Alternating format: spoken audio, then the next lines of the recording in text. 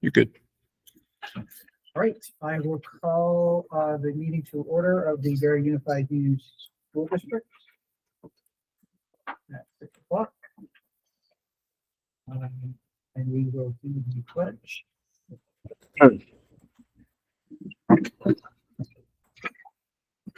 I pledge allegiance to the flag of the United States of America and to the republic for which it stands, one nation, under God, indivisible, with liberty and justice for all.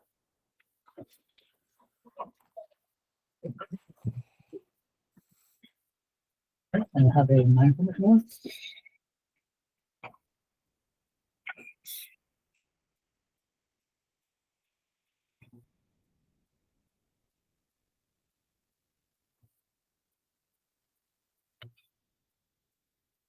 Okay, any additions or deletions to the agenda?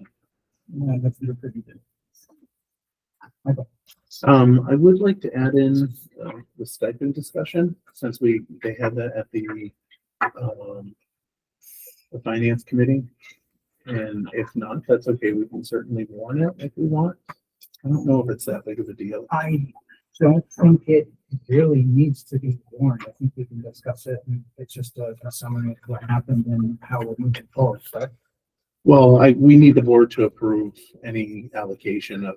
Oh, yes, you're right. Yes. So do you want that warned? That might need to be warned. Okay, so I'll ask you, we'll put it on the parking lot for next time. Okay. And since we have admin here, could we put an agenda on there to discuss behavioral issues as part of the? I will say that it's going to be part of our building reports. Yeah, that was the plan. Included in there, so you can just tag on that. And certainly questions can be asked.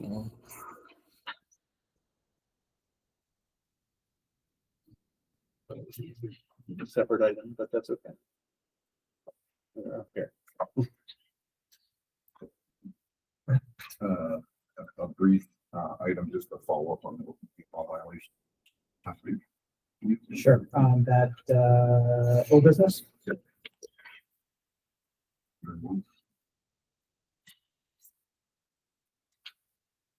Then a second one for a brief discussion on elaborating on what Appeal for. chair decision. Okay, so that could be current business. Yeah, I mean, it's not old business. It never really was a topic of discussion.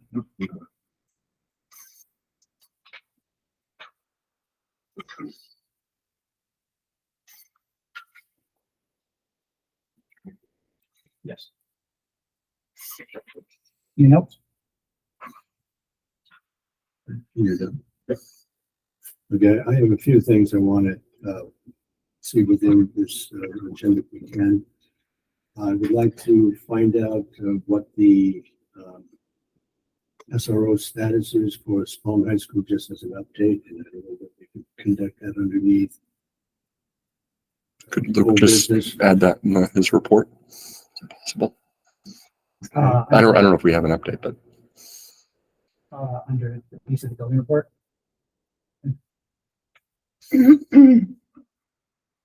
What did you want? There was the status of the SRO for Spalding High School, which we approved adding. Just wanted to make sure we're getting that into the loop where we are in the status. We've talked about that then. I just think you add into the building report. No update, but I can say that one. Okay, perfect. So I would like to have a discussion now because we're now coming into the school year. That's one of the pressing things on my agenda. Also, I'd like to have some discussion on the 5-year plans and more of an update as far as the facilities is concerned. My understanding that it's going to be a summer process and now we're going to school. I just want to know where that's at. Okay. Who would be entertaining that? Jamie's not here. We have a facilities meeting on Monday. And I know that's on the agenda for the facilities meeting. May I suggest we bring it there? Yeah. That would be a better question. Okay, moving on. The emergency shelter status is, I want to find out where we are in that. we had a short discussion on that. Red Cross qualified for both elementary schools because of the capacities and the issues that had come up during the flood. Okay. Just wanted to move forward with that. I don't have an update really. Are you talking about conditions of buildings? We're talking are the buildings ready for service? This was a For the question. next that- event. This was a question that I was trying to get out at the facility meeting. That was what my question. And as I said, it was it would be a short answer when I had the facility director find out what that status was. And Why don't I, if it's okay, I'll give Jamie a heads up for Monday evening. We can have an update on that. Sounds. You're fine with postponing it to the facilities? If I, You're fine with postponing it to the no, I have facilities? no problem with it. I just think it's something that, I don't believe we're out of the woods yet. Grounds are still pretty saturated. We're getting into hurricane season. I just want to make sure that when the state notifies the municipal governances that they want to use buildings for shelter, that they are truly available. Next thing I have is a series of legal opinions that we were asking for. One dealing with the warrants, which we recently talked about, getting an opinion on the issue of the other business, which is what you said we want to strike from the agenda. I'd like to see the written opinion as to why we would strike that and just leave the round table. And it's particularly in the committees. And then I also was looking for the opening meeting that we had dealing with the board member discussion, which took a tremendous amount of time last meeting. And I just want to get a sense as to why that's permissible to deal with in the first place. Not that I think that should be an issue in the second place, but it was, and I would like to have Pietro Lynn's opinion on it. So if we could get some sort of update on that, if you haven't done that, we have requested. Pietro's already replied to those. I have not seen the replies. I can get you a copy. Okay, I can forward that to that would you. be helpful. Since Lisa's not going to be here tonight, I wanted to find out if we have any other year-end balances that are going to be reported out tonight, because there's nothing on the agenda talking about how we ended the year. We talked about it in the finance committee thing, and there was another block of special ed monies that were added in there, so that doubled real quickly, and I just wanted to find out about the other grants and so forth. So I was hoping she would be here so we could have that discussion to the board what that is. So obviously we can do that tonight. Okay, Chris, I see Ben is trying to join the meeting online. Thank you. The next thing I would like to find out, if we could have a discussion on this agenda, dealing with student test scores. We had done those tests that you said were not the embargo ones, and I'd just like to know how they came out. Do you have any updates on that we could have possibly tonight, or would that be something the principals would? I mean, I can share if you want when adding to my superintendent report the latest of what we're hearing. About you're talking about the VCAP test and the latest ones. Okay, yeah, I can give a basic update on that. And then I would like to have a discussion that came out of the finance meeting on Monday that I thought was an important discussion. When we had dealt with the defeated budget last March, dealing with the 1.5, we were told as a committee that we could not touch the SPED and the Paris salary place markers because the AOE and a few other things were not approved. That we had a lengthy discussion, and I just want to bring that to a conclusion. Can we have a very frank discussion as we're moving forward into this year as to whether or not those open positions, and we have, I believe, 19 pairs that are still 20. open, 20 pairs are open. Are we holding money for that? And is that monies that stay there until we fill the positions? Because that's what had happened. Yeah. I think we explained that Monday, but I can explain it again tonight. I think that's necessary. I guess we can add that to current business. Okay. Yeah, okay, we'll do that. Current business. 8.4. And I would like to have something on the agenda, if not now, certainly could be moved to the facilities, but I'd like to talk a little bit more about the C expenses. What we were told last time is that Mr. Derner had a plan, and I had not heard back from anybody from C as to what that plan was for all the expenses that we're putting in a building that, to my understanding, is a building that students can't use, which is the barn. Well, in very limited capacity. Get Yeah. some sort of clarity on that, because we've spent about over $60,000 on those improvements, and just understand what we improved. Is that to upgrade the building to a certain point? I don't know if, am I supposed to engage in discussion now? I'm No, trying to, I think it's more of a renovation type thing to see, and I think that would be better suited for a facility. I already have it down.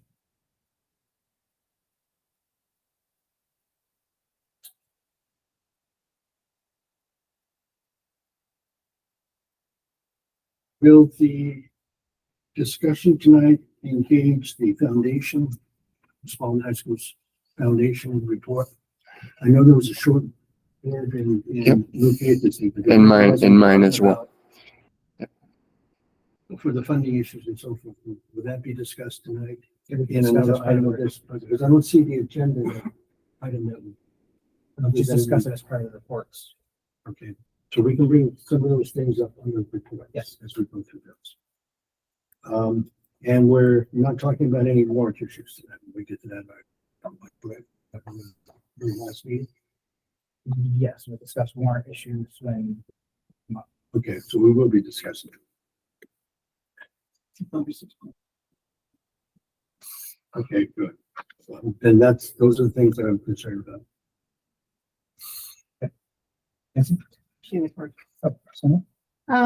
We need to talk about, negotiations that are on your radar. it is, Okay.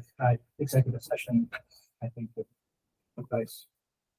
We have to set a special meeting now, I think. So Yep. wouldn't that be open session? Are you gonna vote? I think We any have to have I think well, any discussion would have to be an executive session. we need a discussion about negotiations, but in executive session, but we have to set a date for a special meeting. The vote would be public. No, Of no, course, yeah. but that's what she was talking about that. You're right. You have to have it. The discussion that I received dealing with that something was that there's a ratification vote. It's on Friday. But we need We to could do ratify. something on Monday, maybe. I think We you just- should put executive session tonight for negotiations. Well, I think we need to have an item on the agenda to discuss a special meeting pertaining to negotiations. That would be my request, just so we can have that conversation instead of here during time. Or that, I think. Shall we set a date? I think at the agenda item. Yes, so that would be 8.5.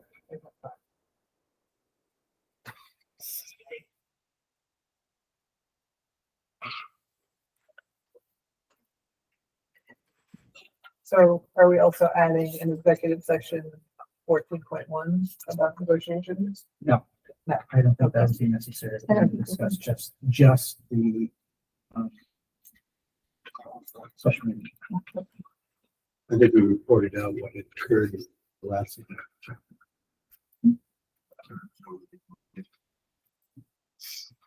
That it, Sonia? Mhm. Nancy? Yeah, I was, under the impression in past meeting discussions that the 5-year capital plan is going to be discussed at the board. And that you were meeting with all your admin, and you would have something available for this. Well, we've started the process for sure this summer, but it's not complete. And I know Jamie was going to update folks at facilities about this Monday. Well, not everybody goes to facilities. That's the only thing that you clearly stated you would have it available for this meeting. So, because I think it's important that we have that discussion.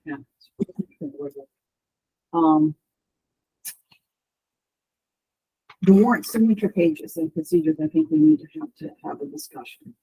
We'd like to have that. The legal opinions, from the board member matter. I have not received that.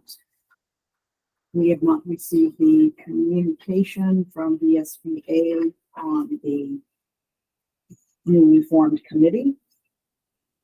I would like to also add accounting software update and fiscal year 23 discussion.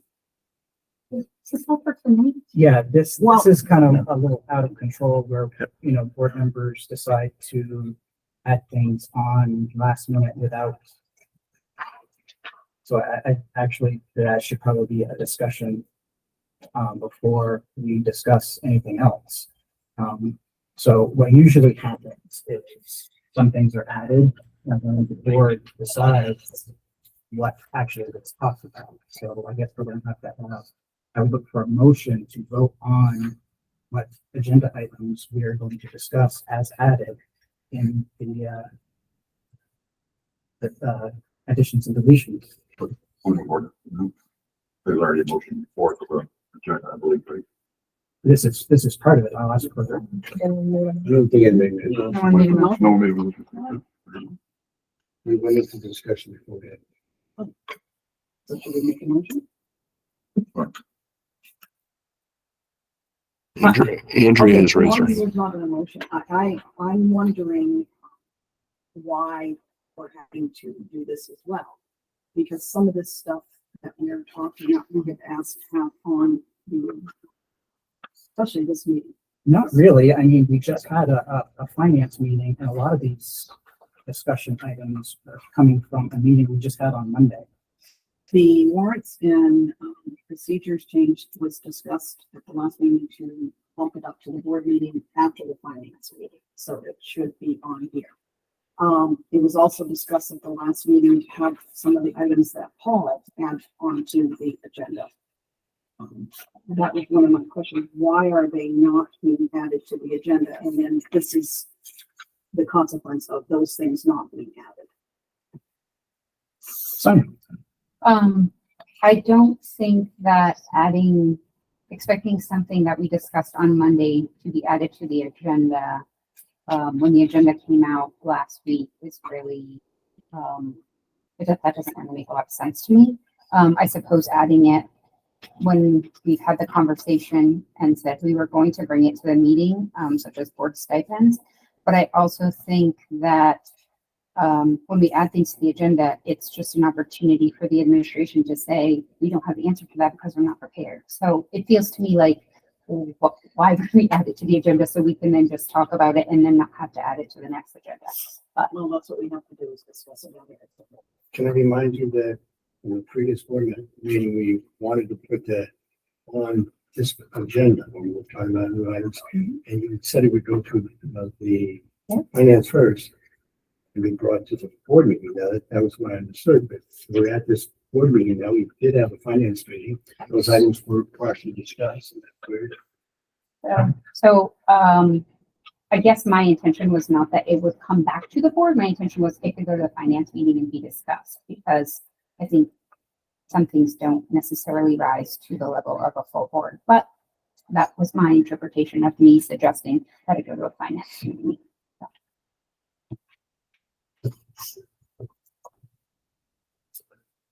okay, so I think we should pare these down. It's gonna be additions to the agenda, just pile on to discussions that have no resolution and no answer questions. So I think we should go by each added agenda item and vote on that. You know, I would vote for that motion. the problem we're having with this agenda, I'm looking for substance.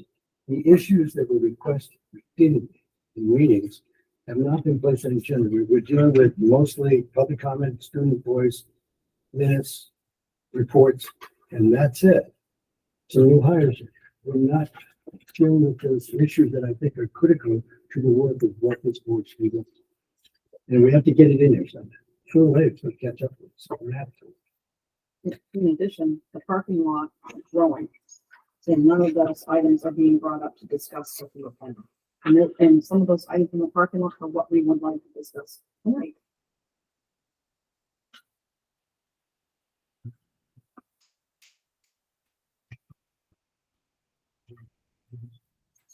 Andrea has a hand up. Andrea? Yeah, This is all very confusing actually at this point, but I could not, I could No, she's not muted. hear, All right, hang on. I could not hear Terry. can't hear I you know- yet. Hang on 1 second. Can you hear me now? That's the microphone. Can you hear me now?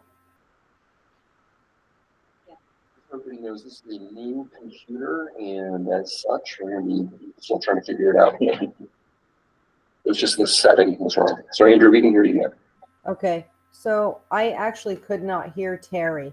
I know that something is being added as a 9.1, and I know something's being added as an 8.3, but I could not hear him. And let's see. I'm hoping, well, someone will need to make the motion and specifically list these things. I know your 5-year plan is in the parking lot for the fall. So I was assuming that was going to be September or October. You could do the stipends tonight, just FYI. You don't legally have to warn something in order to take action. And this one doesn't really have much impact on the public, if actually really none. So you could add that. But yeah, I'm going to need a real clear motion on exactly what is being added.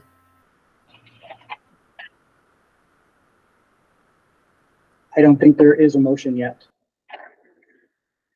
That is That's correct. There is no motion.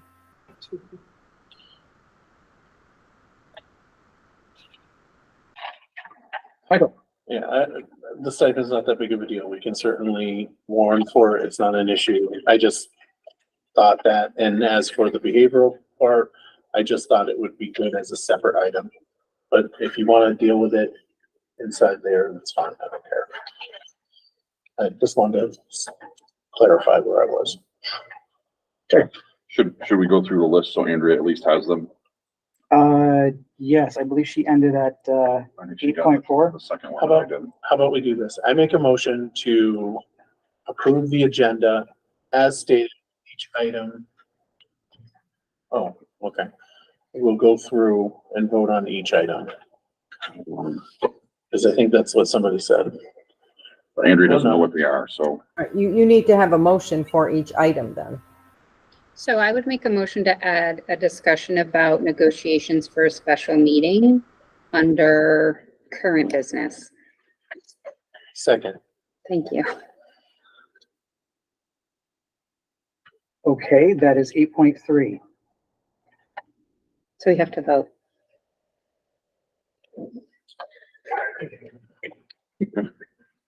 .3 was appeal board. Yes, but we are actually making a motion to add.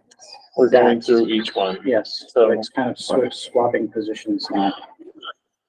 It's first. No, I understand that, but there's no agenda. So we're making a motion to add an item to agenda that doesn't exist. I'm making a motion to add it to the agenda. I thought you said just the item. No, I'm making a motion to add it to the agenda. But that's the only thing I'm adding. So Sonia has made a motion. Is there a second? I seconded it. Michael with a second. Any discussion? All in favor? Aye. Opposed?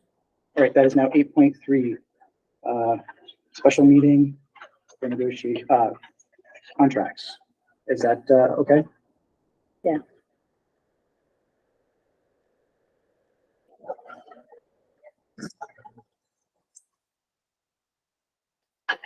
Terry, you had some motions going first. Yeah, is that what we're doing? We're doing them one at a time. Then, I would make a motion to add a brief discussion item to follow up on the open meeting law violation discussed 8/9/23, and to add a brief discussion item, the board chair elaborate on the policy for appealing a board chair decision. And then those will be separated into old business and new business. Yeah. 9.1, open meeting law violation, and 8.4, appeal chair's decision. I would look for a second. Second. Any discussion? All in favor? Aye. Opposed? Nay. Nay. Roll call.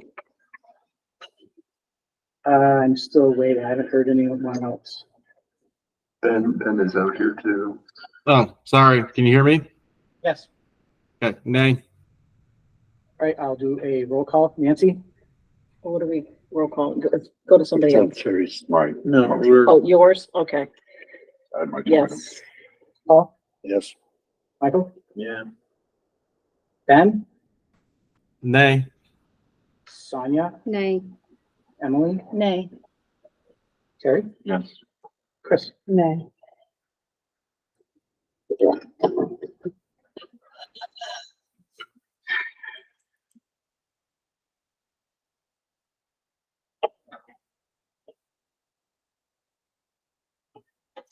I vote yay. So we will have this discussion.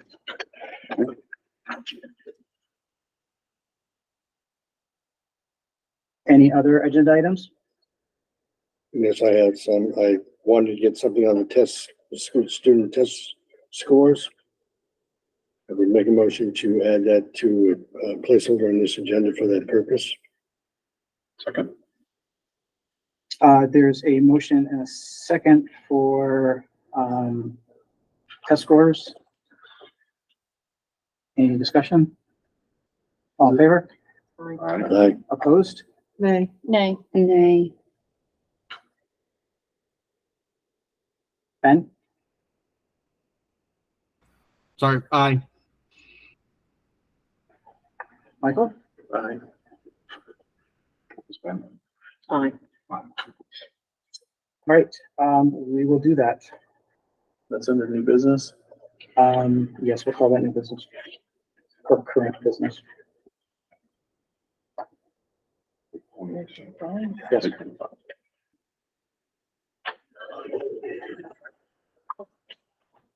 Andrea? I did not catch the nays. I know there were some nays, but I couldn't tell who it was. Sonia, Emily, and Chris?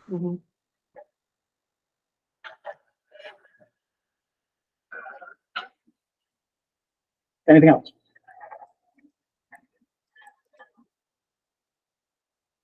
Okay, so, I would make a motion to approve the agenda as amended. Second, Sonia the motion, Nancy with a second. All in favor? Do we need action there? We already have a motion that. It was agenda. adding these items to the agenda. Oh, you're right. I would assume that It approve was is approved. Sonia's Right. original motion to have So that those original added. motion would assume it's approved, right? So then it's just adding. I don't think we need to do it again. Okay. Okay. I think. No, I think you're, Andrea? You do need to approve the agenda as amended because you were just approving additions, but you never approved what was there. So Okay. my motion will stand. Nancy seconded. Call the Aye. question. All in favor? Aye. Opposed? Aye. All right, thank you. Hopefully I will be able to use the new list and avoid the old list. Okay, we do not need an executive session. And we are on to comments for items not on the agenda. Public comment?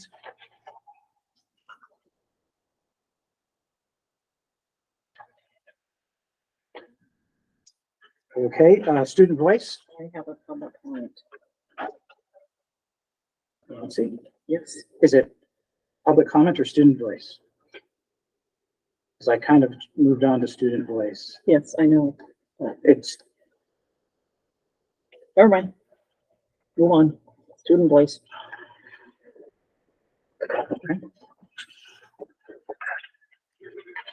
great, we're on to the consent agenda. This is the regular meeting minutes of August 9th, 2023. I'll make a motion to approve the meeting minutes of August 9th. second, Chris with a motion, Mike with a second. Any discussion? I do, oh, Okay, fine.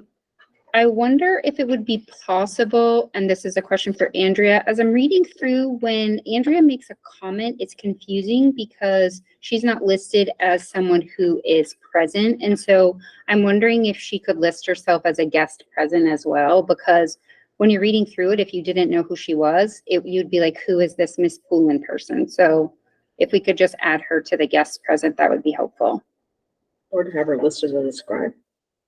Well, that's not listed here on as a category, so I'm just asking that she be listed somewhere as present. Okay, anything else?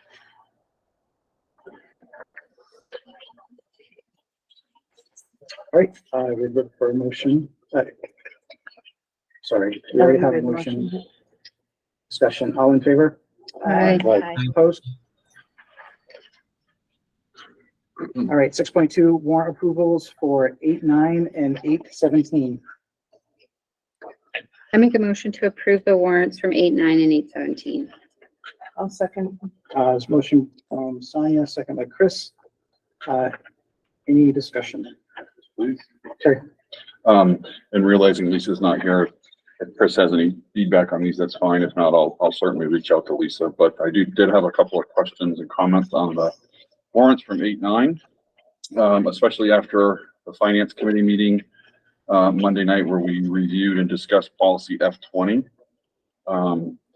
So some of the items that in the warrant seem to be in excess of those amounts. So Chris, and if you don't know, it's fine. I'll reach out to Lisa. But the item for E-rate system, $157,000. So that clearly would be in excess of the amount on F20 of 40,000. Was that budgeted and planned somewhere? Because I don't recall any discussions during the budget cycle and discussions that was something that we were going to do. I don't have an answer to that. Okay. But, Okay, I'll check in with Lisa. yeah, we can certainly get that. Certainly fine. And then I did have a few items on here. I know we talk about the 5-year capital plan a lot, but if a lot of these items, which would be very easily just an entry on that current 5-year plan, would answer a whole bunch of questions and they wouldn't have to come here and get asked. So simply making some entries on that would answer a lot of questions. There were two last items on here. One was for some construction work in the Spalding building, a new wall and door in the girls' locker room for the amount of $21,000. Again, I don't recall this being discussed as a planned item. And it is in excess of the $15,000 in F20, which would require board approval. Was that budgeted or planned somewhere? That's going to have to be a question for Jamie. Okay. And then really it's the same question for Berry City custodial equipment for $19,000. Again, I don't recall any discussions or in the budget cycle or at facilities meetings that this equipment was needed and planned or budgeted. So another 19,000 there. Same answer. Yeah. Okay. Thank you, Chris. That's all I have. Yeah. Would the staff be able to answer that here tonight? I'm fine reaching out, but yeah, I'm fine reaching out. Yeah, I mean, That's fine. I would prefer that we just have Jamie explain this stuff. Okay. Thank you. If we can. Any other questions? Okay, so I would look. All in favor? I think we're past the discussion. Aye. Aye. Opposed? All right, thank you. Building reports, 7.1. This is Berry City Elementary School, Berry Town Middle Elementary School, Spalding High School, and C.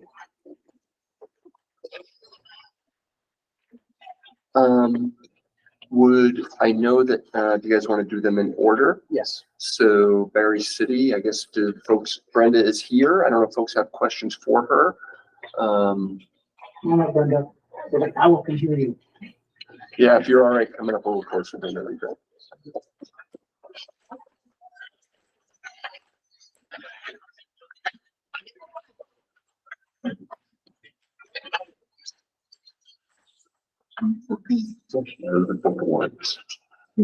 Okay.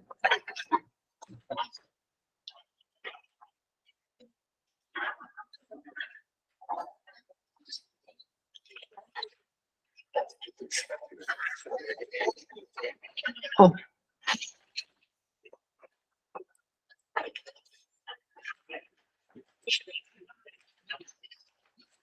you want to Welcome, Brenda. present or do you want us to ask questions? Ask questions. I think one of the things, I guess if we're under building reports, if we're hearing about behavior things, Michael and I met to talk about some of the ideas he had about the behavioral committee, and we were talking about how we're not currently moving forward with that. And so at this meeting, we had talked about getting more information about that. So I wonder, in your report, you talk about PBIS and developmental designs, a responsive classroom. Can you maybe talk a little bit about what under those headings is being presented to staff during the professional development week before kids come back? How much time do I have? So we're working on, first and foremost, there's been two systems with the elementary and the middle school. And so we're trying to streamline for consistency's sake, having a pre-K-8 model with our systems. And so many of our staff have previously been trained in PBIS and developmental design and restorative practices. So we are looking at what I'm calling best practices of all of those things and saying these are the focus things. So it's a lot about cleaning up language. They have a lot of similarities, but then there's this program uses this for this wording and this program uses this wording. So it's a lot of the actual words we use in that process and procedure. So just being most consistent and talking about the strategies that are best practices. Morning meeting is going to start in all of our classrooms, and that's the term. So that's existed in a variety of ways in the past. It might be morning meeting, it might be homeroom, it might be teacher advisory, and so on. And they all really mean a lot of the same things. And so moving forward, the morning meeting time is where a lot of this work is going to be taking place. We have a committee that's working on putting together the prompts that go to the staff in advance and that the staff work with the students so that it's capturing all levels. So that's probably our biggest effort in trying to put this work throughout this school year. Thank you. And I guess another question, sort of similar to that, is there training that's taking place for staff so that, especially new staff, I mean, obviously your report is all these new folks, right? Tons of new folks. Also on the procedures for whether you all are entering data or making referrals for behavior, and like what are the next steps and who to talk to and all of those sorts of procedures for when things happen. Correct. So procedurally, we are working on some more consistency in our forms. So for example, last year we had very similar behavior incident reports for the elementary and the middle school, but one was done in a form, a Google form, and one was done in a Google Doc. So we're streamlining that. So they're all done in Google Docs. Other little tweaks to our system that way. Our behavior team met today because most of my behavior team is new.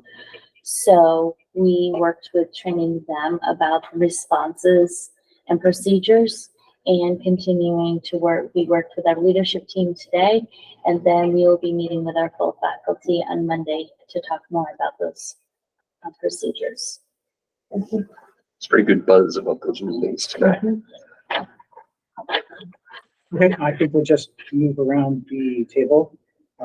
Sure. I am good, thank you. Emily? I don't have any questions. Sonia? Ben? What data are you focusing on collecting to know if things are working or not working, or when to make changes throughout the year? Great question. So in our behavior forms, when students have any form of a write-up and dysregulation, that documentation is kept with our two response spaces.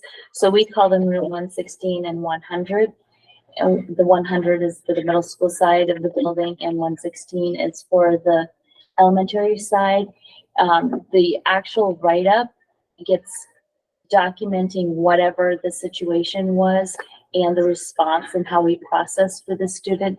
And that gets shared with families and entered into Infinite Campus in our behavior tab. So we are able to track it through our room logs, room 100 and 116 logs, looking for trends and data. And then also for individual students, we can look at their behavior tab for trends in their data. And then when we see particular students having similar issues in some form of a trend, then our behavior specialists can work on making a behavior plan. And they can do observations and get more firsthand experience, inquire from the student, the teachers, gather more information. So we do look for that early intervention. So it's a bit of it's not a set number, but you're looking for how frequent the situation is happening. If you see a pattern of behavior, if it's always, let's say math class, because it was math teacher. So if it's always math class, or it's always 2 o'clock in the afternoon, or it's always Friday afternoons, you start to notice those things, then you really start to inquire, why are you seeing those things, and try to have a built-in support plan. Is that also able to maybe collect data on like how often they're in class or how often they're not in class, as far as like, I would see that as being able to see if you're successful, if you're able to get them to re-engage in class more often throughout the year. Correct. And the behavior plans, we consider them live documents. So we track how they're responding to the interventions and if we have to continue to tweak them or if we can pull back. A lot of students, for example, will build in a break plan. And so then you're trying to extend how much time is between their breaks, decrease the amount of break time, how much time they're missing from class, increase that time, work with the student, see better quality of academic performance. Okay, thank you. That's all I have. Michael. Yes. I have several questions for Brenda. Fun having you back here. How many staffing shortages you have right at this juncture time? When we looked at the superintendent's report, it looked like you had 2 special educators and 1 5th, 6th grade opening in the regular teaching forces. Mm-hmm. Is that still accurate? That is still accurate. And paras? The paras, that falls under Rebecca and Stacy, or the special educator you hires, guys so I have don't. 10 pairs you're missing right now. 10 pairs are missing, okay. Sure. And how are you staffed within your administrative tier? Do you have that filled in? Mm-hmm. So you're in great shape beyond the 10 pairs. And then the second thing I have to go with that, how are the roof leaks? Is it all getting better? I saw that they took the little flags around the roof off, so I'm hoping that means we're okay. We've had a lot of weather to test it out. That's why I was asking. Like they came down yesterday. And finally, I'm always looking for something that improves education. So we have programs that are going to be pretty rigorous for kids to really learn and who want to really learn. So are there any programs that help certain students who are really ahead of the curve to advance them along? We have some advanced in reading and mathematics. We do have one of our math person is going to be out for part of the year. We do not have a sub yet for that long-term position because she will be on maternity leave. But other than that, we do have those 2 programs. We have a new math and literacy program we implemented last year. We're working on science this year with the high school. And so I think that we're really focused on engaging all learners. And I'm really excited about a couple of our new hires in the middle school level with our environmental science person and our design lab person, because I think both of those are going to add that layer of engagement and creativity to help all learners. And then my last question is, Where do you have your greatest amount of difficulties as principal in that school? Lack of time. Usually put in a lot of time, so Mm-hmm. thank you. Nancy? Okay. I was wondering, has there been discussions about support for teachers when things get challenging? Mhm. There is. Do you have a written plan, or is there? That's our behavior response team, if that's what you're referring to, student behavior? Or are Yeah, you yeah, talking it's about just- academic Yeah, support? just all around support for the teachers, because last year we heard there was some challenges, behaviors, and, you got a lot of new people coming on board, and, I know there's coaches and stuff like that for support.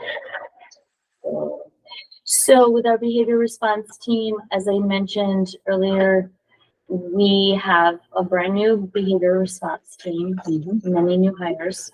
So we were working with them. We met with the leadership team. We'll be going over how staff can seek that support and get support embedded in their classroom for student management, as well as how they might have that staff just help them with student behavior plans and so forth. And then we have academically, we do have the coaches and the interventionists. And then I met with all of the new teachers around supervision and evaluation. It's different this year because I'm the principal for K-8. So I will be doing the rounds of supporting staff and met with them to talk about even like licensure and professional development. And we will have, Karen Fredericks has been working really hard on these strands for other professional development opportunities for our staff. And as a district, I think we've been working on trying to have those other professional opportunities. Okay, and Paul kind of covered on some of the questions I had. I just wanted to know if there was any significant changes to curriculum, and I think you touched on that. And good luck. Okay. Sonia? This isn't a question for Brenda, but I would just caution the board when you're talking about learners to not make an assumption that kids don't want to learn, because I think every student wants to learn, and I think some students have more challenges accessing their education. So I would just ask you to please be careful about how you characterize our students. Thank you. Not sure what that means. Could you Sure. So expand upon this? to be perfectly honest, something that you just said, you said the kids that want to learn, and I think all kids come to school and want to learn. And I just would be careful that we don't characterize students as wanting to learn and not wanting to learn. Let me be clear. I was talking about the high flyers, the ones that really want to accelerate. They want to keep them in a position if there are programs available so they can move on quicker. That's what I was talking about. So I even That's think okay. that. We're kind of getting that cross conversation. I'm trying very hard not to get into a cross conversation, Juliana, so that's why I'm trying to be as broad in my request as I possibly can be. Kristen Morrison, assistant principal, has her hand up, or did. I just want to make sure the board. Oh, sorry, excuse me. Second bite at the apple here. Yep. Anyone else? All right, Kristen? I just wanted to add to Nancy's question around staff. It's a real honor to work alongside Brenda and all of her expertise, and I just really enjoyed this opportunity. And listening in here tonight, I just wanted to add that, Nancy, thank you for asking that question, as it's such an important question.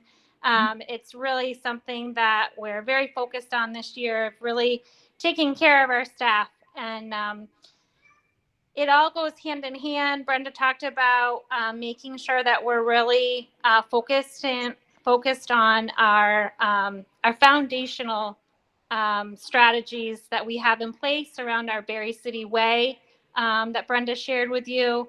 That supports the classroom, it supports the teachers.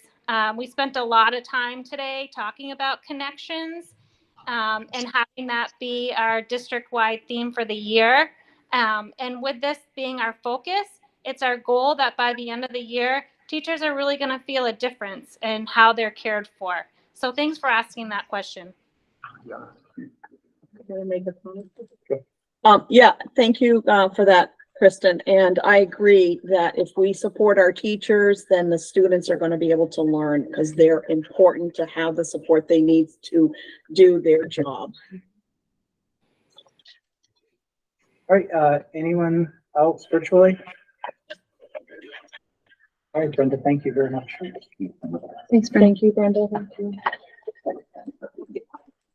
Okay, building report from Berry Town.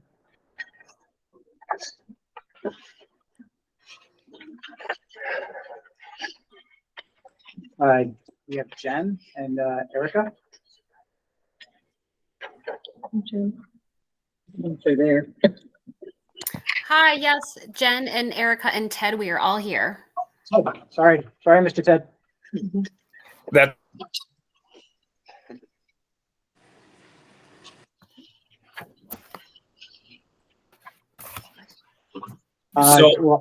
yes, I'm here. Ted Mills. I can entertain any questions in regards to the behavior. We've had a really strong orientation week. I was very excited to sit down with our new staff to review the behavioral expectations with them, to answer any questions and just dive in to really work on that restorative piece in regards to both the elementary and middle school level. A big push this year is to have more vertical alignment between both the elementary and middle school, and just how we process and how we, connect with all learners at Berrytown. Okay, so I would start with Chris again and move around the table. Okay, great. Ted, thank you. Maybe you can talk a little bit about, similarly to what Brenda talked about. You said looking to do more vertical alignment between the elementary and the middle school. Is that around forms or entering data or consistency with how plans are implemented, followed, referred, etc.? Yeah. Or can you just say a little bit more about that? Absolutely. When I say vertical alignment, I mean how we focus on the restorative piece. Yes, ma'am. But Kristen, your mic is still on. Kristen, can you mute? Thank you. There you go.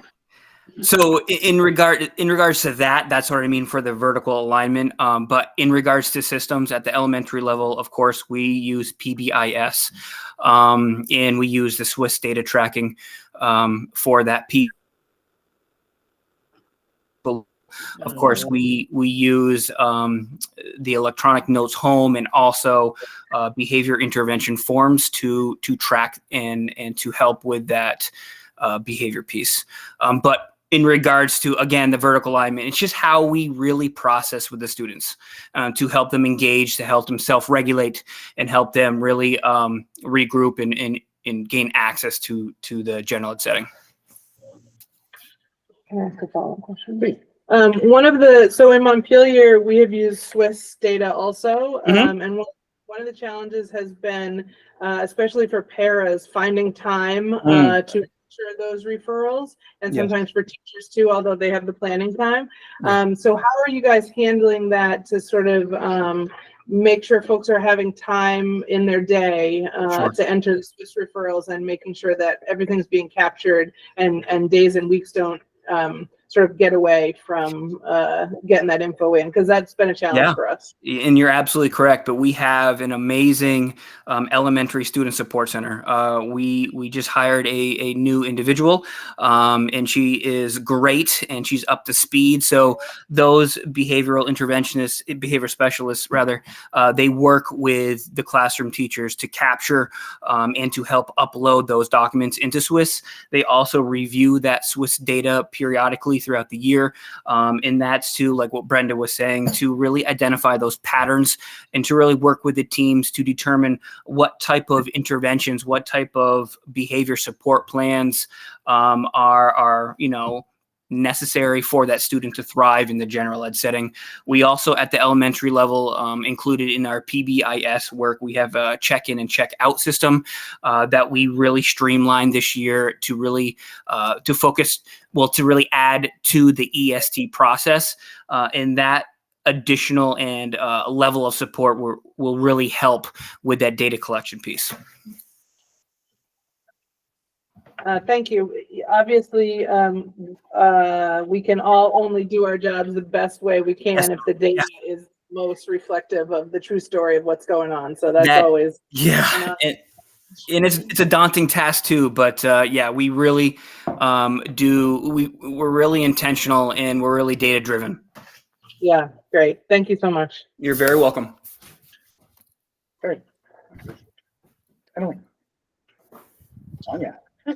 Ben. So like these systems like PBIS, which I've taught in a school with those, and Yes, sir. they're great. They work, but they work when there's buy-in from a Mhm. majority of your staff Mhm. and they get the support to continue to improve it. Throughout the year, like what is the plan to continue to get buy-in from staff to make Yeah. sure they're supported in the way they need to be supported to keep it going, but also that accountability system to keep people going with it. Mhm. Not just, a few people fighting that struggle and kind of feeling left out when Yeah. either they don't have the supports or other people aren't quite able to do it, especially if it's their first year teaching or they're new to the district. Yeah, Ben, you bring up a really great point. So today, a big focus in the afternoon was around PBIS with our full elementary staff.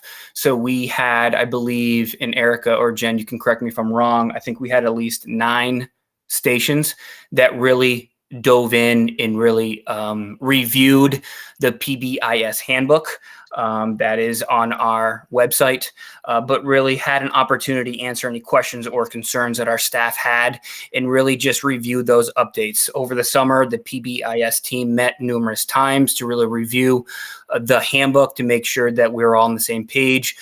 We have a representative from the PBIS team that joins the elementary leadership team. So when we meet monthly as a leadership team, we have a section of that time devoted specifically to what's working, what's not working. It's an opportunity for the representatives from each grade level to have a voice, to share their celebrations, their concerns, and that from that information, that information gets back to the PBIS team, and we really kind of work on what the teachers want from us. We're doing, a big theme the past 2 years is the Yeti, and every time a classroom earns a specific amount of Kachu cards, the Yeti grows. So there's a lot of buy-in with that. We actually have a Yeti costume. You would see me in it a lot of the days, just walking around the school or popping into classrooms. So the buy-in is there, absolutely, but there's always improvement. Thank you. You're very welcome, Ben.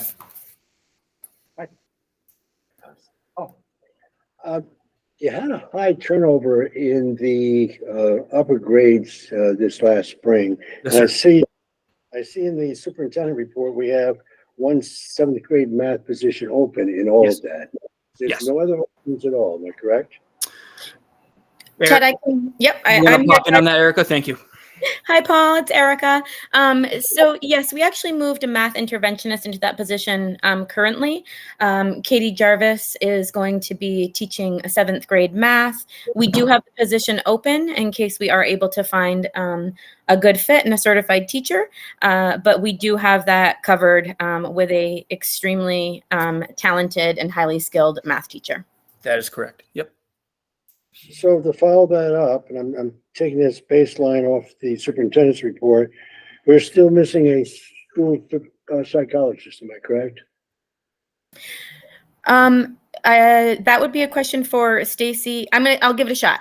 We have a contracted person that is going to be working with some of our students at Berrytown. It is not full time, but Stacy and Adam are continuing to look. But we do have a really wonderful person that's actually a community member who we know really well and has worked with our kids in the past. So we're really excited about that. We've had a consistent problem keeping psychologists. And trying to find them has been one of the mainstays. I think at one point we were down 2, am I correct? That's right. I don't feel so bad that we're down to just 1 in the whole district. It's such an important role these days, but the way that Berrytown and the special education team have been trying to patch these holes, not just for school psychologists, but for all these types of positions. I mean, it's remarkable.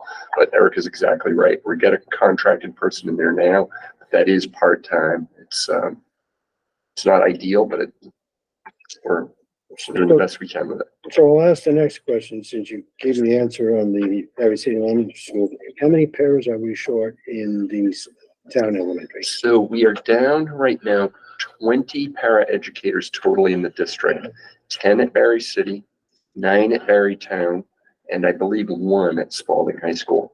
So these are fresh numbers that I just got today.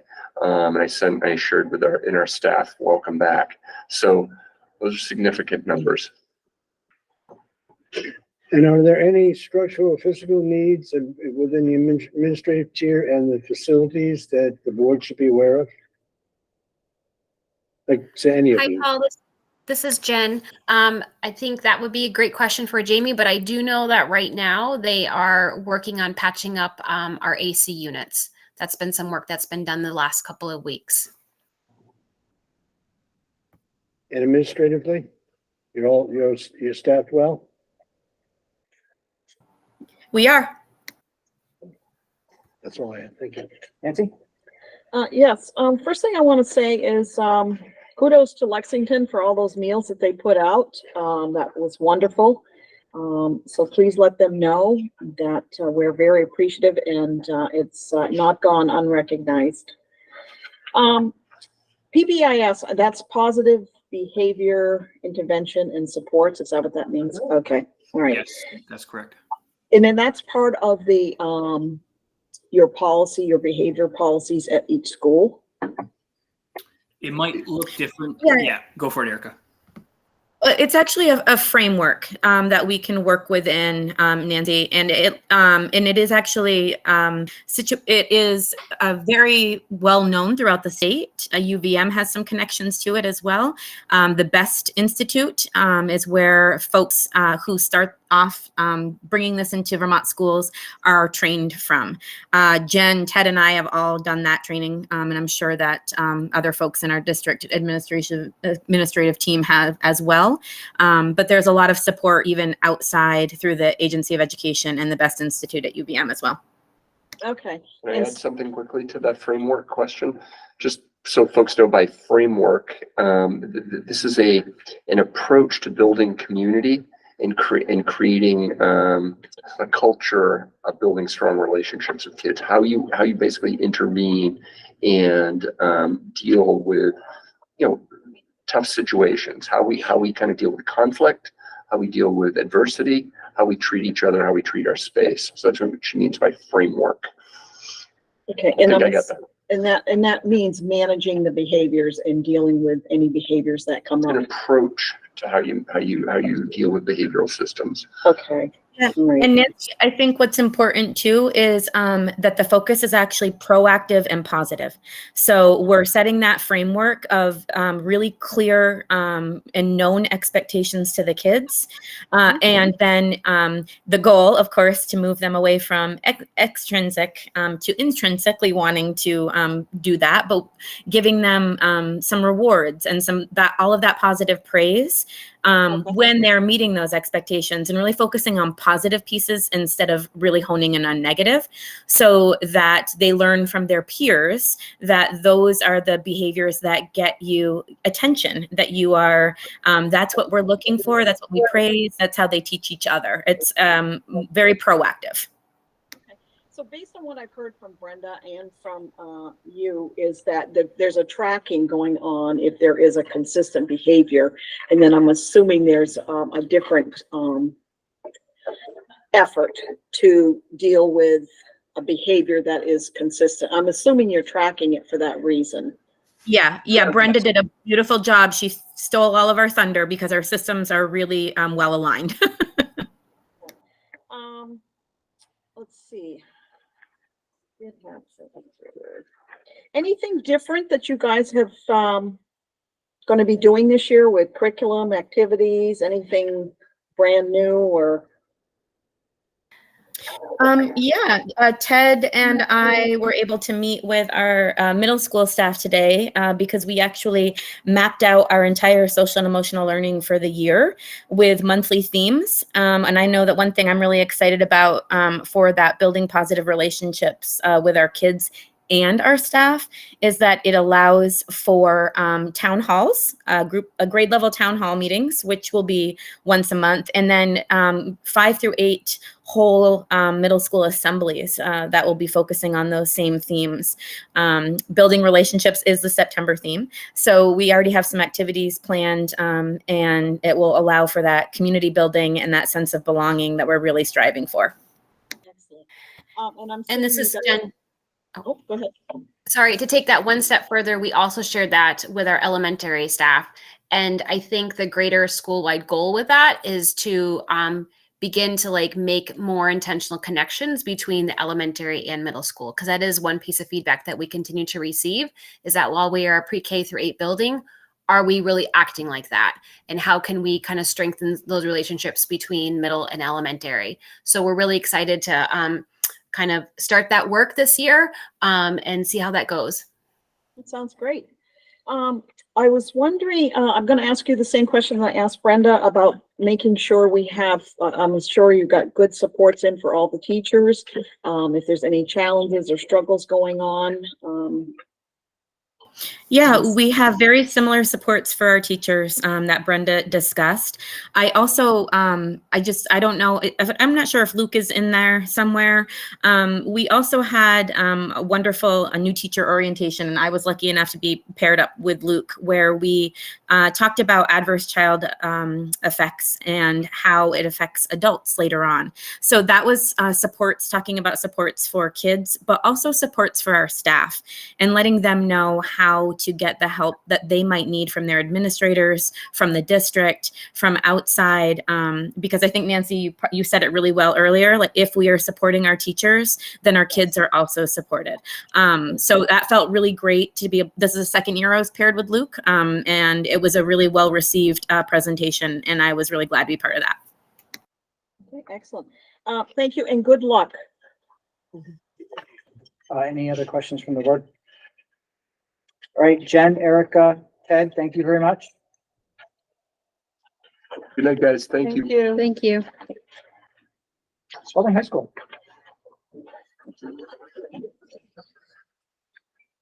Been taking notes proactively.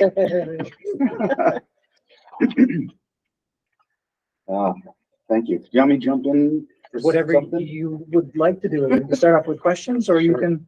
Well, I want to speak to a couple things that had already come up, and then also we had all of our staff back in the building today, and we were moving furniture and just refurnishing our spaces and classrooms, and our staff came in with their sneakers and their workout clothes and just really put in yet another effort that was just amazing to see.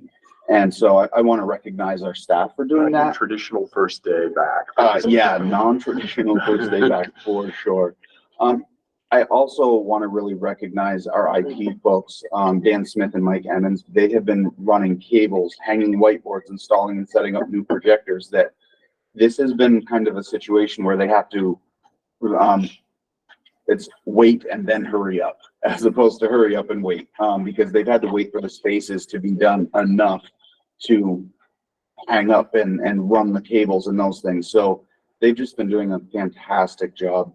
Our head custodian, Don Lassard, moving furniture moving furniture to wax floors so that the construction guys can put their equipment right back on those freshly waxed floors. I may have seen John almost slightly stressed out when I got here today. Yeah, I think I've seen and that that's 25 years. Yeah. And just cleaning it and keeping things up. So he really needs, you know, positive recognition for that. And our head of maintenance, Willie Pratt. So he's been building benches, walls, moving cabinets, overseeing summer projects. So you might have seen the cement slabs that are poured out front and out back here. We have some beautification projects and benches for up front when students are waiting for rides.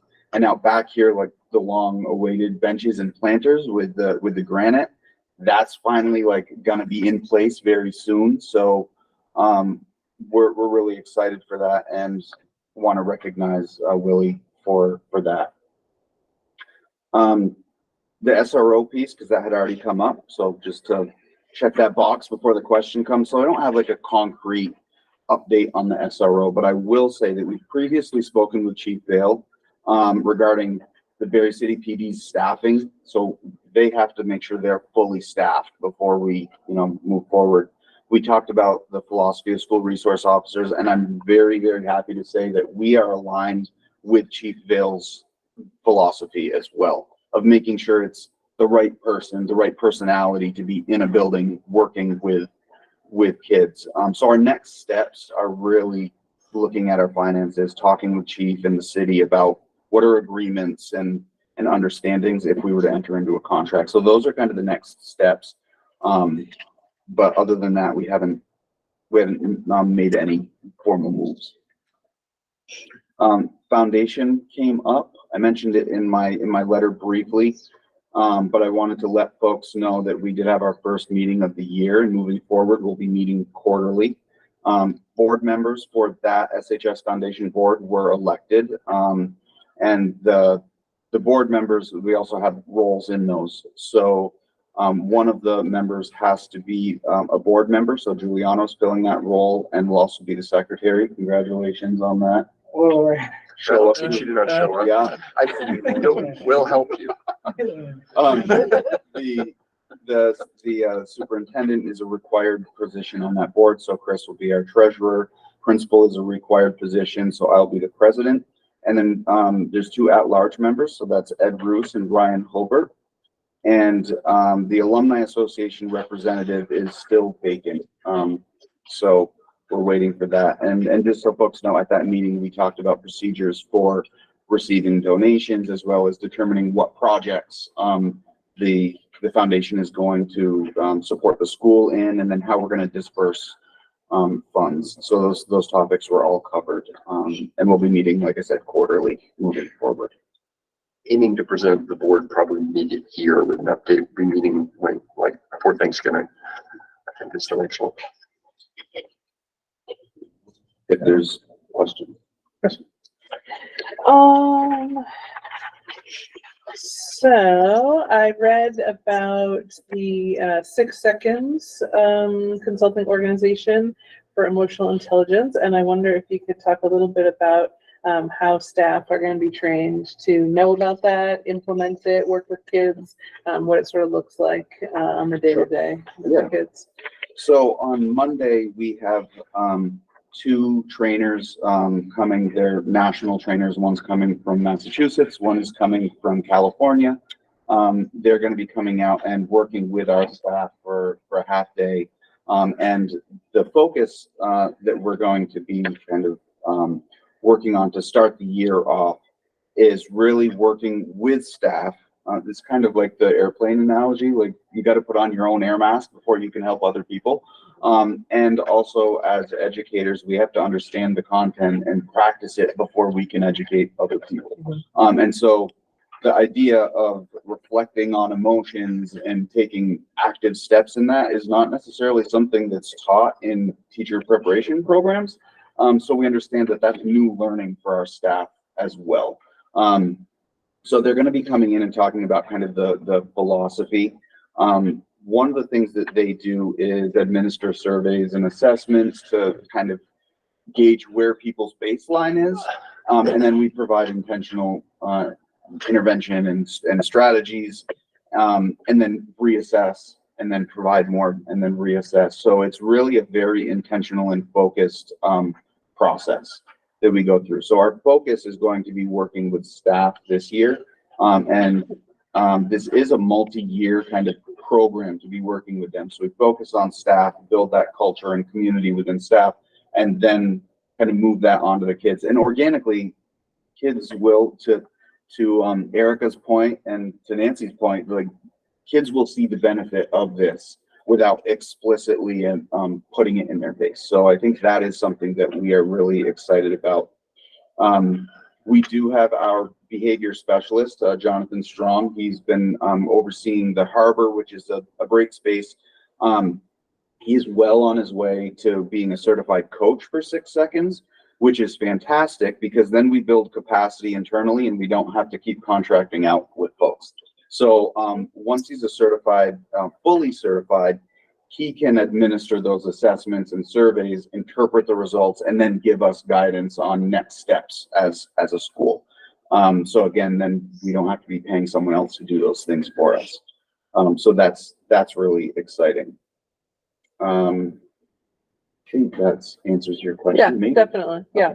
I had one more follow-up about the community forums Mhm. that you're going to do once a month before the first board meeting of the month. Will you, I see that topics will be posted on the school's website. Will information come to us then after the fact, like in a building report about like, this is how that went, or any topics that came up that we should maybe know about if we weren't able to attend? Yeah, it certainly can be part of the building report, obviously not for that night. Right. No, The for following like the month. next month or whatever. Yeah. What I would say is we intentionally scheduled those to be right before the board meetings in hopes that board members could attend, but also in hopes that when community was already here, they might stay. Yep. Because we want community engagement and involvement. So yes, we can certainly provide updates following those. Thank you. Yeah. Good. The only question was community forums, and Chris asked that, so that's great. Thank you. Yeah, thanks.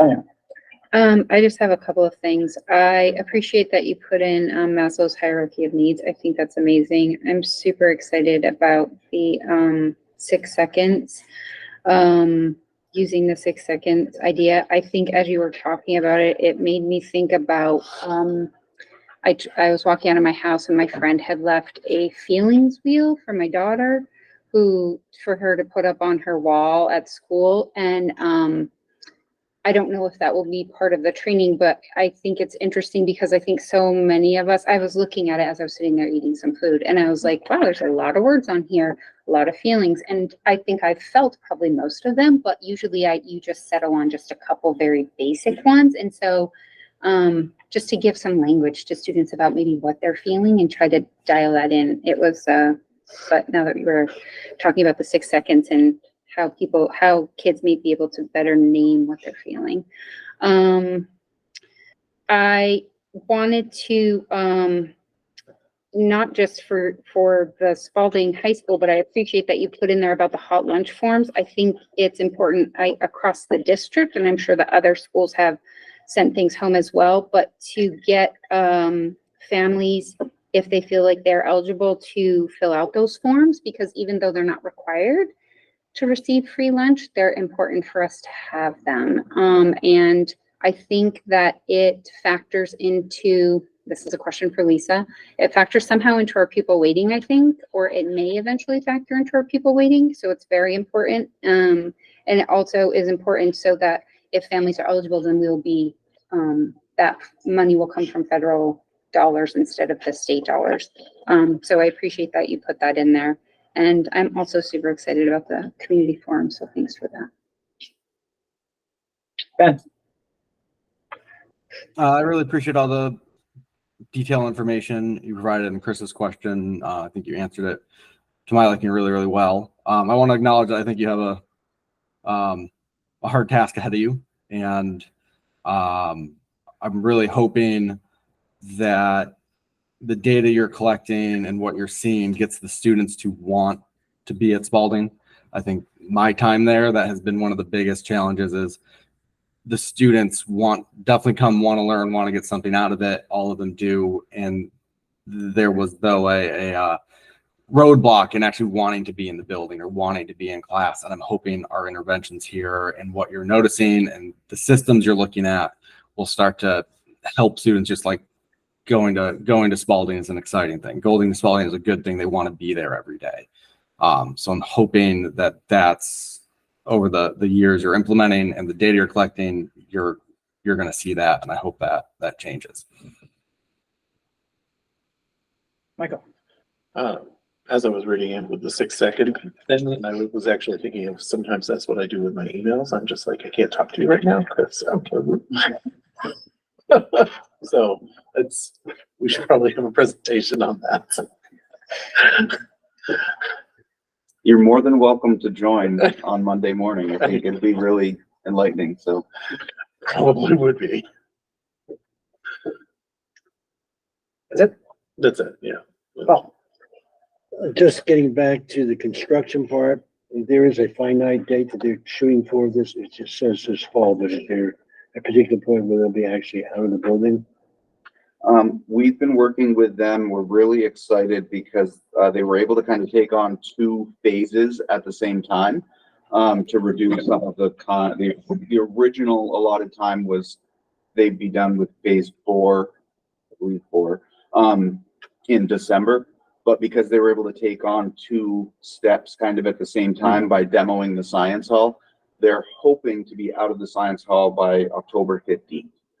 So we can get our science classes back in the labs, and we're hopeful for that. It's construction, so you never know what might happen, but they've been really good to work with, really responsive. So Tremendous progress. Second question I have for you, Luke, is the granite benches, is there a solid date when they're coming in, or is this? My understanding is that the base slab, we poured the concrete, but there's a base slab that has to get cut. Aside from that, they're ready to go. So as soon as that is cut, it can be delivered and assembled. And they're in Barry.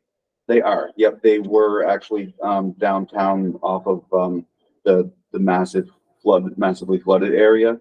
But it's granite, so yeah, it's okay. The SRO, if Chief Bale can't fill all his slots, what does that do to us? Do we have a fallback plan? Did he mention anything along that line? The current plan, we need to make sure that Berry City the PD has all of its road slots full, and that was the conversation that we had with Chief. Once that happens, and that may be the case now. I saw they just hired another officer, possibly 2, recently. So once they're up to full staff, then they could start looking at additional staff. But the priority really is making sure that the greater community is covered. So we're not really sure. We're dependent upon there being full staff. That was the last conversation we had. Yep. Okay. Yeah. And then as far as the foundation, back into that again, is there a priority list as to what projects within the school are on your short list? Is there any discussion to that? Sure. So the foundation supports academic needs, visual and performing arts, and athletics. Those are the 3 charges, kind of the 3 umbrellas that they can do. We have put money into 2 athletics projects, the lighting being one, and we have one that we're waiting for the mats. There was like a 9-month lead time on those for a new multi-purpose and wrestling space. So those have been the last 2 projects. The next one we want to really focus on visual and performing arts. So that's something that it's on the next agenda for that. So that's the auditorium piece, curtains, yes, things of that nature. Yep. Okay.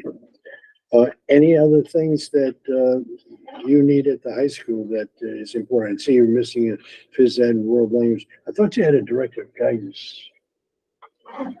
We have had a number of positions hired and fall through, and hired and fall through is just kind of the nature of what's going on. So as of today, we're still needing a director of counseling / guidance. We found that when we posted director of counseling, which is the current terminology, folks that are not in education right now feel like that's a therapist. And so we get a lot of applicants of like, okay, I'll head up your therapy department. And that's really not what it is. So we've had to be intentional about making sure we are looking for a director of guidance, even though that term is kind of passé right now. PE teacher has been a struggle, world languages. And so that's requiring our counseling and our guidance department to make quick adjustments to either cancel classes or add classes. And that's a new world for me, honestly. So that's something that is currently happening. And then the student support staff for the Harvard, that's Jonathan's space. That's still an open position, and we are really looking to fill that to free up him to be able to have more systemic impact. As it stands now, he's the only one in that space and supporting students, and he's amazing at that, but very difficult to do both things. Yeah. So my very last question is, we've just changed the model of leadership again. We're back to a single principal and 2 assistants. How's that working as far as the setup, especially when your assistants are concerned? It's working really well. The team has gelled. We have a lot of fun together, a lot of laughs, which is super important in a stressful role. And we've identified our individual strengths and been able to kind of identify these are things that are your passions and your strengths. And so, Mary Miller is going to be focusing on faculty and staff and curriculum, and Becky is going to be focusing on students and discipline. And then I'm kind of overseeing all of that plus counseling for right now. And that model so far has seemed to work out really well. And because it's people's passions, they're really able to speak up and be knowledgeable, and it's working really well. Good. That's all I have. Thank you. Yes, I want to say congratulations to you on being principal, and you've got a lot on your plate, and I know you're going to do a great job. Also want to welcome Rebecca Busker to your team, and looking forward to hearing how you guys are doing all those great things and keeping these kids interested in learning. I did have a couple of questions. Pretty much the same thing. What have you got in for teacher and staff supports? I'm sure you've discussed all of that. The one question I have is, I noticed you're releasing students at 210. Mm-hmm. Okay, can you explain how does that affect their requirement of academic requirement in the number of days in school and the number of hours? Sure. So the 210 release is only on Wednesdays. Okay. So Wednesdays is a slightly earlier release. And what is happening during that time, Wednesday, you'll see in the newsletters, we have a new schedule for Wednesdays. Yes. So what that's allowing is for students to go through their academic day with shortened classes. And then in the afternoon, they're able to have direct kind of callback for 2 classes, either first and third or second and fourth. So they get direct support or retake an assessment or work with their teacher for that class. If they aren't called back because they're all caught up and things are going really well, we have enrichment opportunities, and that's everything from yoga to writing your college essay to walking the track to talking about your favorite topic with a teacher. So those things are all happening for our students. At 210, when we release, our teachers are getting back together and they're looking at in departments, they're looking at lessons, units, activities with the lens of, is this engaging kids? Is this helping with their belonging to want to be here? And so that's really a very intentional time. We realize that releasing at 210 means that kids aren't with us, but we feel like the intentional, purposeful focus of making sure our lessons are more meaningful when we do have them is going to be time really well spent. And we do still meet the requirements for a full student day and a full student hours in a week. We do still meet that. Okay, it was a discussion that came up last year as well. Yep. And with some changes. Any significant changes I think Wednesday is going to be a significant change. Okay, that's what I was thinking. But we're very excited and hopeful for that. All right, and I like, to Chris's point, the community forum. I'm looking forward to seeing the feedback from that. I'm assuming that will be feedback. The other thing I had,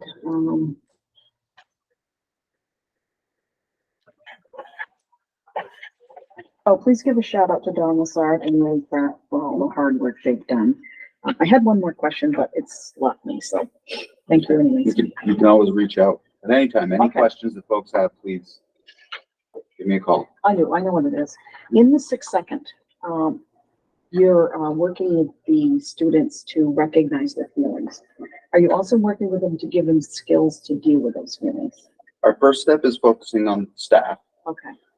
And as staff learn those strategies and the vocabulary and expanding on, you know, I'm angry, I'm sad, I'm happy, I'm anxious, I'm frustrated, we're expanding vocabulary.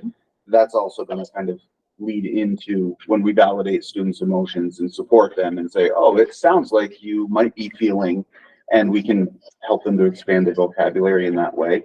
So, like I said, we're starting with staff, but it is going to kind of trickle over to students. Next year, the focus will be much more on direct student instruction because staff will be more fluent in the language and concepts. So the answer is yes, you're going to be working with them to give them skills to handle those. They know everybody has feelings, and you know, just like to Michael Booton's point, you get an email and you start blasting off hate mail. You know, and the skill is to know, you know, yeah, internal control type thing. So And do something else in those 6 seconds. okay. Do something else. Name 3 movies. That takes a minute to stop and think, and then once those 6 seconds have gone by, you're able to better reflect. Once your brain has dumped the chemicals that made you have that feeling. Yep. All right, Luke, thank you very much. Congratulations. Simon. I have 2 questions.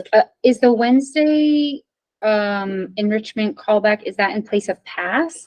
Or are you It still is. having pass days? Okay. It is, yep. So Um, pass was every 3 weeks, the day after progress reports. So that's no longer happening. Okay. And during pass, students were released if they weren't called back. With this, we are asking, we're asking parents not to give early dismissals because we have these enrichment activities that are really intended to be engaging and part of the community. Yeah. So we want to make sure we put that in there. We know kids are going to say, like, I don't have to go back to class, I'm going to go home. We really want parents to reinforce, no, like there's some good stuff going on. Yeah. My second question is, has there been any discussion with the city about West Patterson being closed? And when you talk about release? I can answer this. I mean, who wants to take that? I can take. Because I think it's just going to, oh, I understand that. I just think it's going to be a complete disaster. I mean, there's, That was not the language I used, but it's close. well, I could think of other words, but So there has been some communication. West Patterson is a main egress route at the end of the day. We have walkers, we have student drivers, we have parents that use that. So there is some concern about congestion. And that's just something that we're hoping that the police might be able to help us out with traffic control, at least to get a routine in place. yeah. So they are gonna modify the lights. Okay. So that it does go longer there. The question for the community going forward is whether or not we want to restore that egress. Street, one-way Is it street. egress? Well, egress is way out. Yeah, egress. It's a one Yeah, way. so. Oh, right. Right, well, that's what, I didn't want to say egress and degress, 'cause it's a one-way entry. So that would be a question that we'd have to ask, but if the school wants to pay for it to be reopened, I think that the municipality side would love that. Are kids not supposed to walk up it either? No, they can, so we're gonna, the plan is to make it so that it is walkable. Okay. But, and it is, I think it technically is walkable now, but it's not. It's walkable. It's- I've walked it. it's not- Yeah, my son already walked on it. Yeah. I'm like, we're not supposed to. Right, well, I think it's technically closed, but there's no like, I don't think it's like.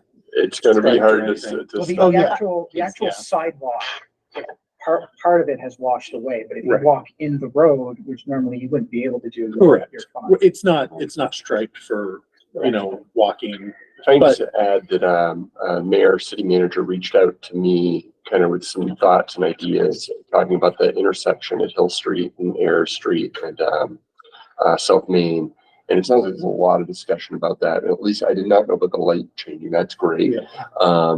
They reached out, Luke and Jamie and I reached back out to them, and we're going to continue the discussions. But we are very clear, to Sonia's point, that is a tricky time of day, even with West Patterson. And it is going to be, I think our concern is around just the obvious delays that can happen, but it can create safety in problems when kids are trying to get from point A to point B at high speeds to avoid it. And I don't know, I remember how I drove when I was 16 at times. So we just want to limit those pressures from a safety standpoint. I to add to that, I'm gonna put on my Alice instructor hat for a second. And day-to-day function, at the end of the day, people are leaving and they want to use that, that's fine. Because of the location of the school and the campus and the roads around us, if we ever had an event that we needed to get away from campus really quickly, not having that accessible is a huge liability. And I don't know that the city has kind of considered that lens, and I'd be more than happy to kind of bring the Alice. Not the person we should be talking to about this, because I fully support reopening it. Totally So- fine, but I'm happy to attend. But any feel city free to meetings. send emails to the city. Well, I also see a hazard I see a lot of kids using those other two exits over here. The one going by where it's parking lot now, there used to be tennis courts out through there and that underpass. Point Street. And you can't see, and that was the first thing I. People speeding through Is those. that Yes, closed though? exactly. Boynton And then- Street is open. It is open And now. then the other, but I also will see parents will probably park up at the top, so I think it's gonna become a traffic issue up at the top. The neighborhoods will be impacted. There Yes, is no doubt. yes. Yeah. Negatives and positives to that, because when you get up there, there's some folks up there that actually don't like traffic. So you're gonna get some kickback from folks that are in that area that don't want traffic going through their neighborhood. Oh, I live in Ward 1 or 2. Yes, final comment on the road. A lot of these roads that have slid down mountainsides, and we have them in all communities right now. Some of the cost numbers are coming back and are just staggering. It's certainly, Michael, to your point, I don't think it's going to be in a school budget for sure. Huge engineering feat. Yeah, and I mean, just the whole feat of that. But I have a question for Luke, that there's the physical education opening there. That's not the director, is it? No, That's that's physical education. a PE teacher. That's just a PE teacher. Yes. Okay. That's all I have. Thank you. Any other questions? All right, thank you very much. That's great. Thank you. Thank you. Okay, we are on to C. Jason? Hi there. How are y'all? Good. Would you like to start off with questions? Sure. All right. Yes.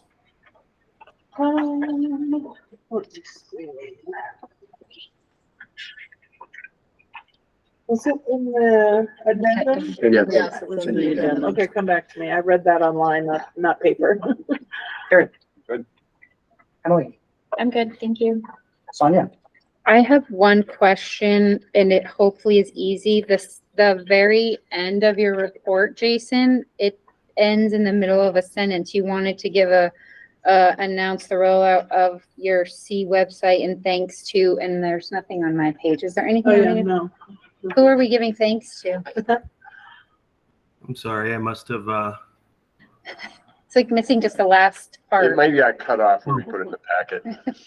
no, I mean, on my copy, it says Laura Potter and the tech team, so I'm not sure what happened to the translation to the board addendum. All right. And then it listed, please take a look, and had the website, https www.cvt.org. Awesome. Well, that was my most pressing question. But I also, I mean, it sounds like there's lots of great things happening at sea, and I'm excited to hear how the middle school rollout goes, and or pilot program, I should say. And yeah, it sounds like you have lots of good things going on. Thanks. I think so. Ben? No, just want to say I'm really excited to see where you guys are and how you've evolved into where you're at especially since I used to teach at Granite Academy. It's really cool to see this progression of the great things you're doing now. Great. Thanks. I appreciate it. Michael? I didn't get my invite for the waffles. Waffles. Trying to think of the waffles. You had a link. You had a link to the slideshow, and Right. I think that was during our summer program, and I didn't actually get the invite to the waffles either. I was in my office. Oh, okay. Well, if you did get the invite, I'm not going to take too much of offense, but I am just going to say everybody loves waffles. Yeah, they were pretty. Yeah, the pictures they looked really good. Two questions. The first question is, what is the projected enrollment numbers for students? I know you're adding the 7th and 8th in there. Will we be hitting something close to full enrollment for the capacity of the building? Well, I think that we've been pretty close to that for a while, but we're starting off with 63 students on the roster. So that plus our staff will put about 90 people in the building at any given time if everyone is there. We had our first in-service day with all of our staff in place, and we've come to find out that we've been noticing for a while that that the parking lot does not have the capacity for staff vehicles, and I was hoping it was because there was a couple of students that were driving to school, but as it turns out, we've increased by a couple of staff folks, and so it's our parking lot is not quite adequate. So I'm not sure how we're going to manage that, but I'm going to be working with Jamie on that, and probably I'd like to come to the facilities committee and talk a little bit more about that for future, down the road. And my second question deals with all the construction that's going on in the barn. I want to know what the plan is for that. Why are we moving resources into that? Because when we first did the C building, we talked about that building as not being accessible for students, and now we're doing all kinds of things there, and we don't have it in a target plan. It's just appearing. So can you tell us what your plan is for that building? Well, we have a plan that's loose. It's a loose plan. It's not defined in detail. I mean, it is in my head, and I've been sketching it up.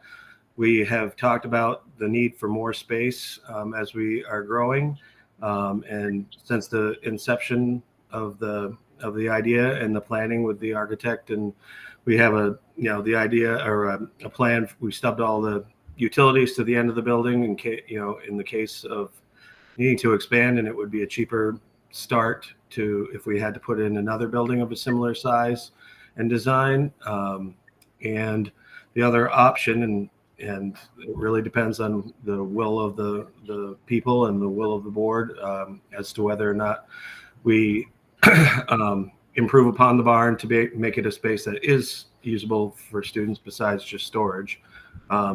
The only things that I'm aware of that have been done to that is we've been putting on some plexiglass panels over the barn windows because they, either students or other people after hours have ended up breaking some of the glass. And so we're screwing plexiglass panels to the fronts of each of the windows. The electrical conduit was stubbed and planned to put electricity in it from the beginning, and the water was stubbed, and we had the faucet put on there on the outside of the building.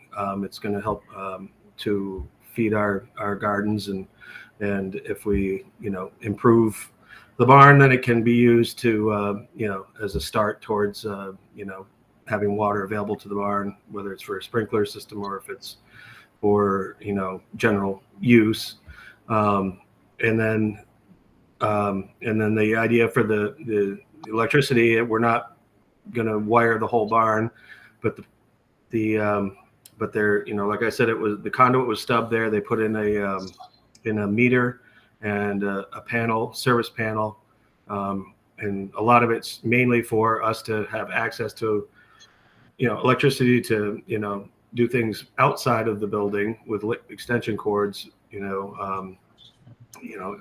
for example, running a compressor when we're building something outdoors up in that area. And then the other main reason for that is for maintenance for our Keith, who's our maintenance and custodial guy who keeps his tractors up there. He has a compressor up there that he hasn't been able to use to maintain the tractors, clean the tractors, and the mowers and things like that. So those two things, and then the garage door, the original garage door was the top was falling in, and weather was getting in, and birds and other things. So and that was a pleasant surprise to me. It wasn't, I think it's it was something that was part of maintaining a piece of our property, school property. So just to keep it sealed up. Those are the only things that I know of about improving it. Except, we had the pavement, so that came out of a conversation that, been since the beginning. We had planned to put in, a basketball hoop for students to play outside. We have the small court inside, but it's not very big and doesn't allow a lot of students to play on it. So, but then when we had DigSafe come through, we found out that the power lines to all of our exterior lighting on the parking lot ran right through the one spot that was close to feasible for, and away from the cars and the fire lanes and everything else. So in talking with Jamie about what where should we place this, I was up for any ideas, and and then I think it had to do with Berrytown having a similar pad put in, and I think there was some, I don't know, I didn't plan that, but I was happy to have it. It's going to make a good space for our students to spread out outside, and that's a lot of what we're trying to do, is just get our kids, when they're cramped in in a smaller environment, it's not always the best situation for students that can be easily triggered. So to follow up on some of what you said, Jason, can this barn be used for students right now? No. Okay, and the space that you want to use this for is for storage? Is that No, what I'm hearing? that's what we're using it for now. Students can go in and out to get some of the stuff that one of the things with the building design, when we had a storage loft, if you remember, planned in the original plan, and then the fire marshal said we had to put two stairwells into that upper mezzanine, and then we changed the design, and then the fire marshal said we didn't actually have to do that after all, but by then it had gone on too long and too far, and we weren't able to back that off. So our school doesn't have nearly the storage that we really need. So we're able to use the barn for storage right now, but that's about it. And students can go in and out, but they can't stay in. And neither are we supposed to. My final follow-up question is that we have all these utilities that you would have in almost any standard building, water, power. The only thing we're missing is probably the sewer to that. We certainly have a street paved in that particular area, and we're upkeeping this particular building, but I'm not sure why we're dumping resources in something that we are only going to use as a storage building. Well, I mean, I think it's important to maintain the building. Oh, sorry, go ahead, Paul. If there's a plan, I'm willing to sign on to it if it makes practical sense and has direct application to the kids, but I'm not seeing that here. Right. Well, the plan, like I said, it's one or the other, or, if folks found it more important to build a second building, then great. Or if it's more cost effective to expand the barn. We're not looking to use it for classroom space, but more activity space. The sketch that I've drawn up is, showing the upstairs loft area with the access from that large garage door would, having a half court basketball in there and a stage for our celebrations and some one acts or different theater type options for students. And we also have a music program that the students, more and more students are getting involved in and doing performances. And then we are also thinking about some skate park features so that students could skate around, and then climbing walls. And a lot of it has to do is just keep giving students movement opportunities. Because right now we have the one space in the building, our wellness space, and then we also have the outdoors, which we utilize quite a bit. But our students, a lot of them really need to move on a regular basis so that, they're not, so that they can focus better and so that they can, get rid of agita so the barn, I'm happy to, Terry's asked me about this. I just haven't been able to put it on paper. So I spent some time this summer drafting up a drawing. So, and then the downstairs, we were thinking about having, more of our agricultural piece with maybe eventually having some, some livestock of some kind, potentially sheep. We were thinking about partnering with the solar company that's bought the land behind us to have our sheep pasture out there. Sheep. The idea behind the sheep was that it would be, they're gentle, docile creatures, and we also don't have to traumatize or re-traumatize any of our students by having to slaughter them at the end of the season for, product. And I think that there's a lot of opportunity for learning about, the wool and where it goes, and partnering with, other places in the area, like Darnton, perhaps.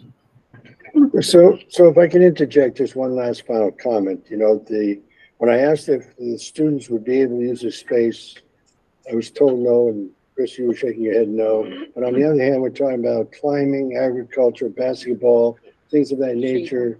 That sounds like students can use it. Well, eventually. They can't use it at the moment, Paul. We need to get sprinkled. We need to get egress doors put in. It's a pretty big endeavor. And I don't expect, it's not a realistic plan at this moment because, we're not in that place. So it's just ideas. I'm thinking forward, and I'm not, not hiding anything. I'm just looking I have ideas. And if it's deemed like that is what, the board and the people in the community want for us, then we'll look at it. But ultimately, we are not going to have enough space at the rate we're growing, and we need to be able to offer some other options. Just to be clear, we're dedicating resources here, but we're still not sure about the plan. It'd be nice if we have the plan so the resources make sense. I would, if I can just interject, and Jason, I think it'd be great down the road to give you an opportunity to do a more planned out presentation here.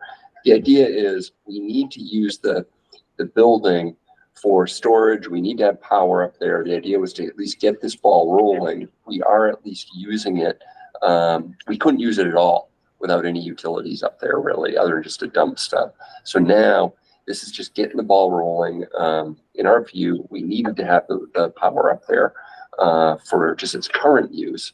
But going further than that, the building is going to need serious upgrades to have it used for any sort of instructional or recreational purposes.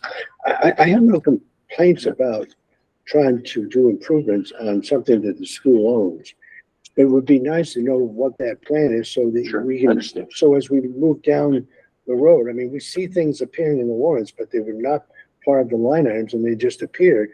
If there's a plan, make the plan happen, and then you have it's like part of your 5-year plan could also illustrate what do you want to do and where do you want to be in next year, the year after.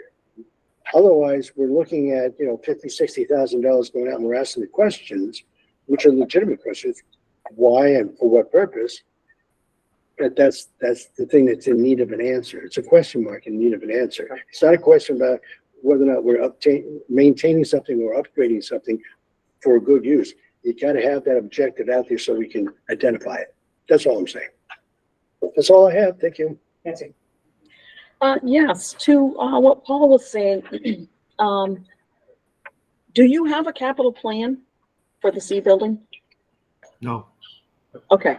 Is there any way you could put one together so that we could see, and that would go along with your plan, and to Mr. Hennessy to do a more formal presentation about your plan and have what needs to be done, some costs associated with it, and a time frame, and the benefits to the students, the educational piece. I would say that Jamie is going to be meeting with me and Lisa and all the building leads to basically start working on priorities. We already started that process this summer, but doing exactly that, both for the short term for budget development this year and down the road multi-year plan as well for each facility. Okay, because to what Paul said about the warrants, when we see these coming through, it just like ding, ding, ding, what's going on? We haven't been, if we had those capital plans, we could say, oh, this is why there would be not a discussion for that. Yeah. The money that was spent already to do to the barn, I'm assuming, and correct me if I'm wrong, was those approved money? Did you have those monies in your budget? This isn't coming out of, I don't manage the budget around the facility. Okay, so the facilities budget is, their expenses are part of the facilities budget. Well, each building has its own facilities. Oh, okay. All right. That makes sense to me now. But Jamie primarily manages that, and I have no idea what, any of those things cost that were up there. There weren't, I didn't mandate that we have them put in. We're just problem solving to, I know that the water, it was planned to have water. It's not in the building. It's just an outside spigot that we can lock off and shut off from the inside of the building in the wintertime. And the electrical was planned from the beginning, as far as I know, since they stubbed the conduit up there.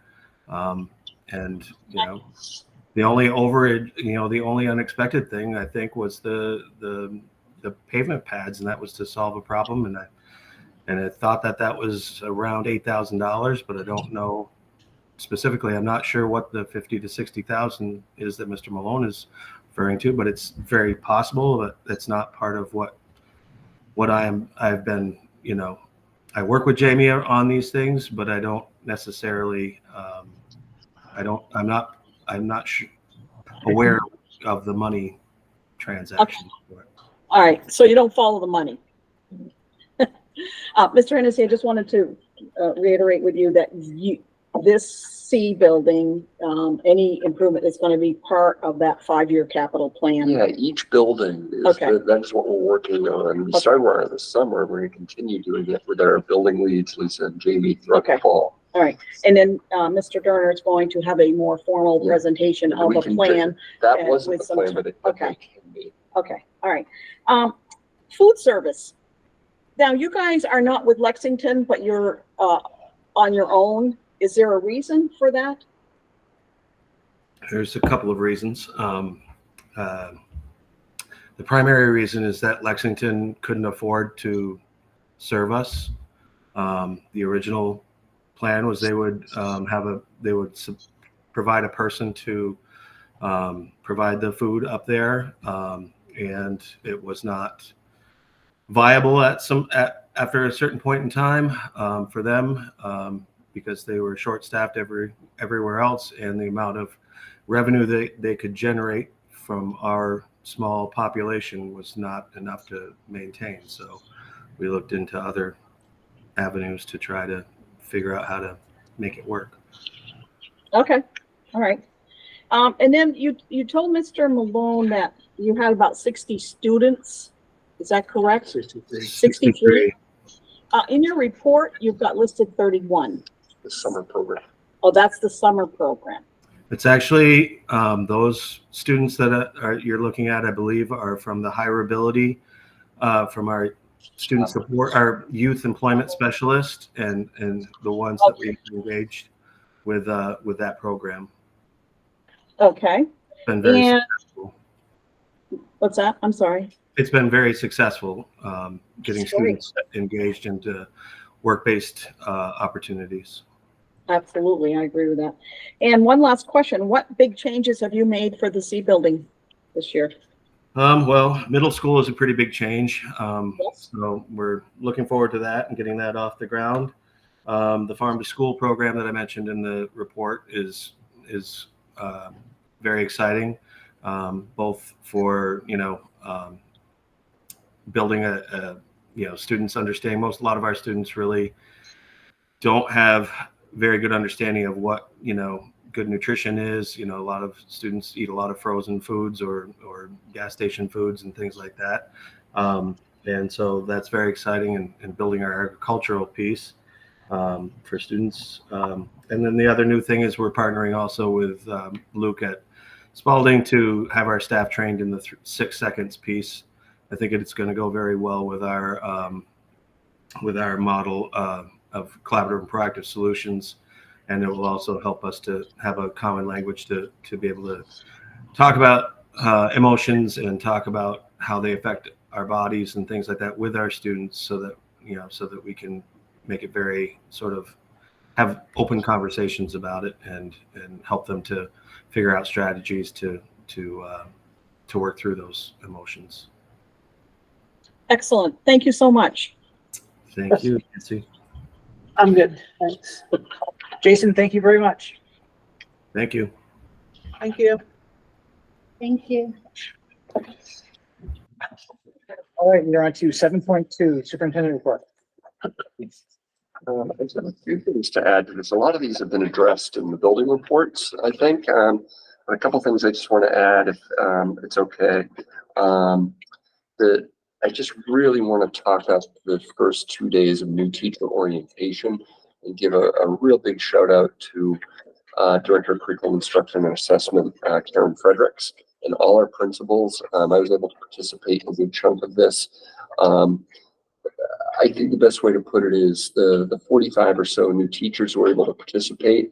It just had a wonderful welcome to our community, and can't say enough how well it went over. That Nancy and Giuliano, Michael and Sonia were there for the cookout yesterday. This stuff means a lot to people when our board is represented in the way that happened. Just a lot of really great stuff happening. I want to invite the board as well on Friday morning. We are doing our district kickoff that we do every year. We had done it in the auditorium last August for the first time in 3 years because of COVID, where we brought everybody together. This is sort of a celebratory welcoming back, where we go over the district goals for the year, district themes, and you read about those in my report, and they've been talked about a lot tonight by our principals. It's a really nice event. I just want to invite all board members to that. It starts at 8:30. We're going to have coffee, pastries, that sort of stuff starting at 8. And finally, I just really want to stress this whole district focus of the year. The actual wording of it is supporting all learners' development through improving relationships and building a sense of belonging. I think you've heard a lot about that from our principals this evening. We made a big deal of it with our new teachers. We're really stressing how important it is that every member of our community feels welcome in our schools, whether it's a mom and dad, whether it's a preschool student, a high school student, a board member, whoever it is. Our new teachers, our veterans, and this is our focus. And you could hear that from that, the focus of 6 seconds at the high school, the work they're doing at BC and DC. This is just a natural way of things at the C program.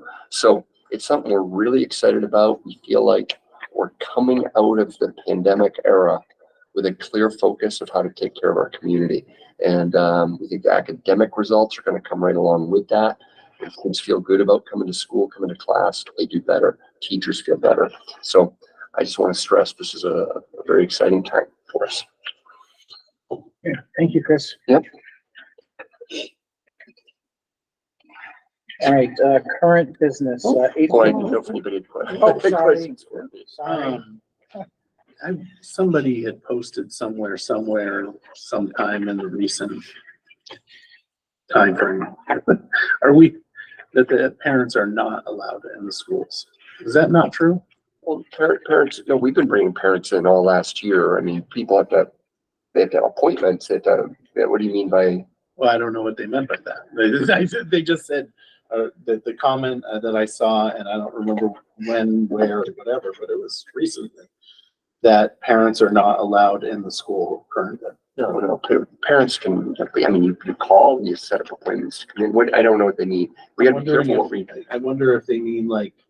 You can't go in and just walk around. Well, yeah, obviously. I mean, I would hope the person that posted that didn't mean that, but I mean, I don't know. Sometimes parents.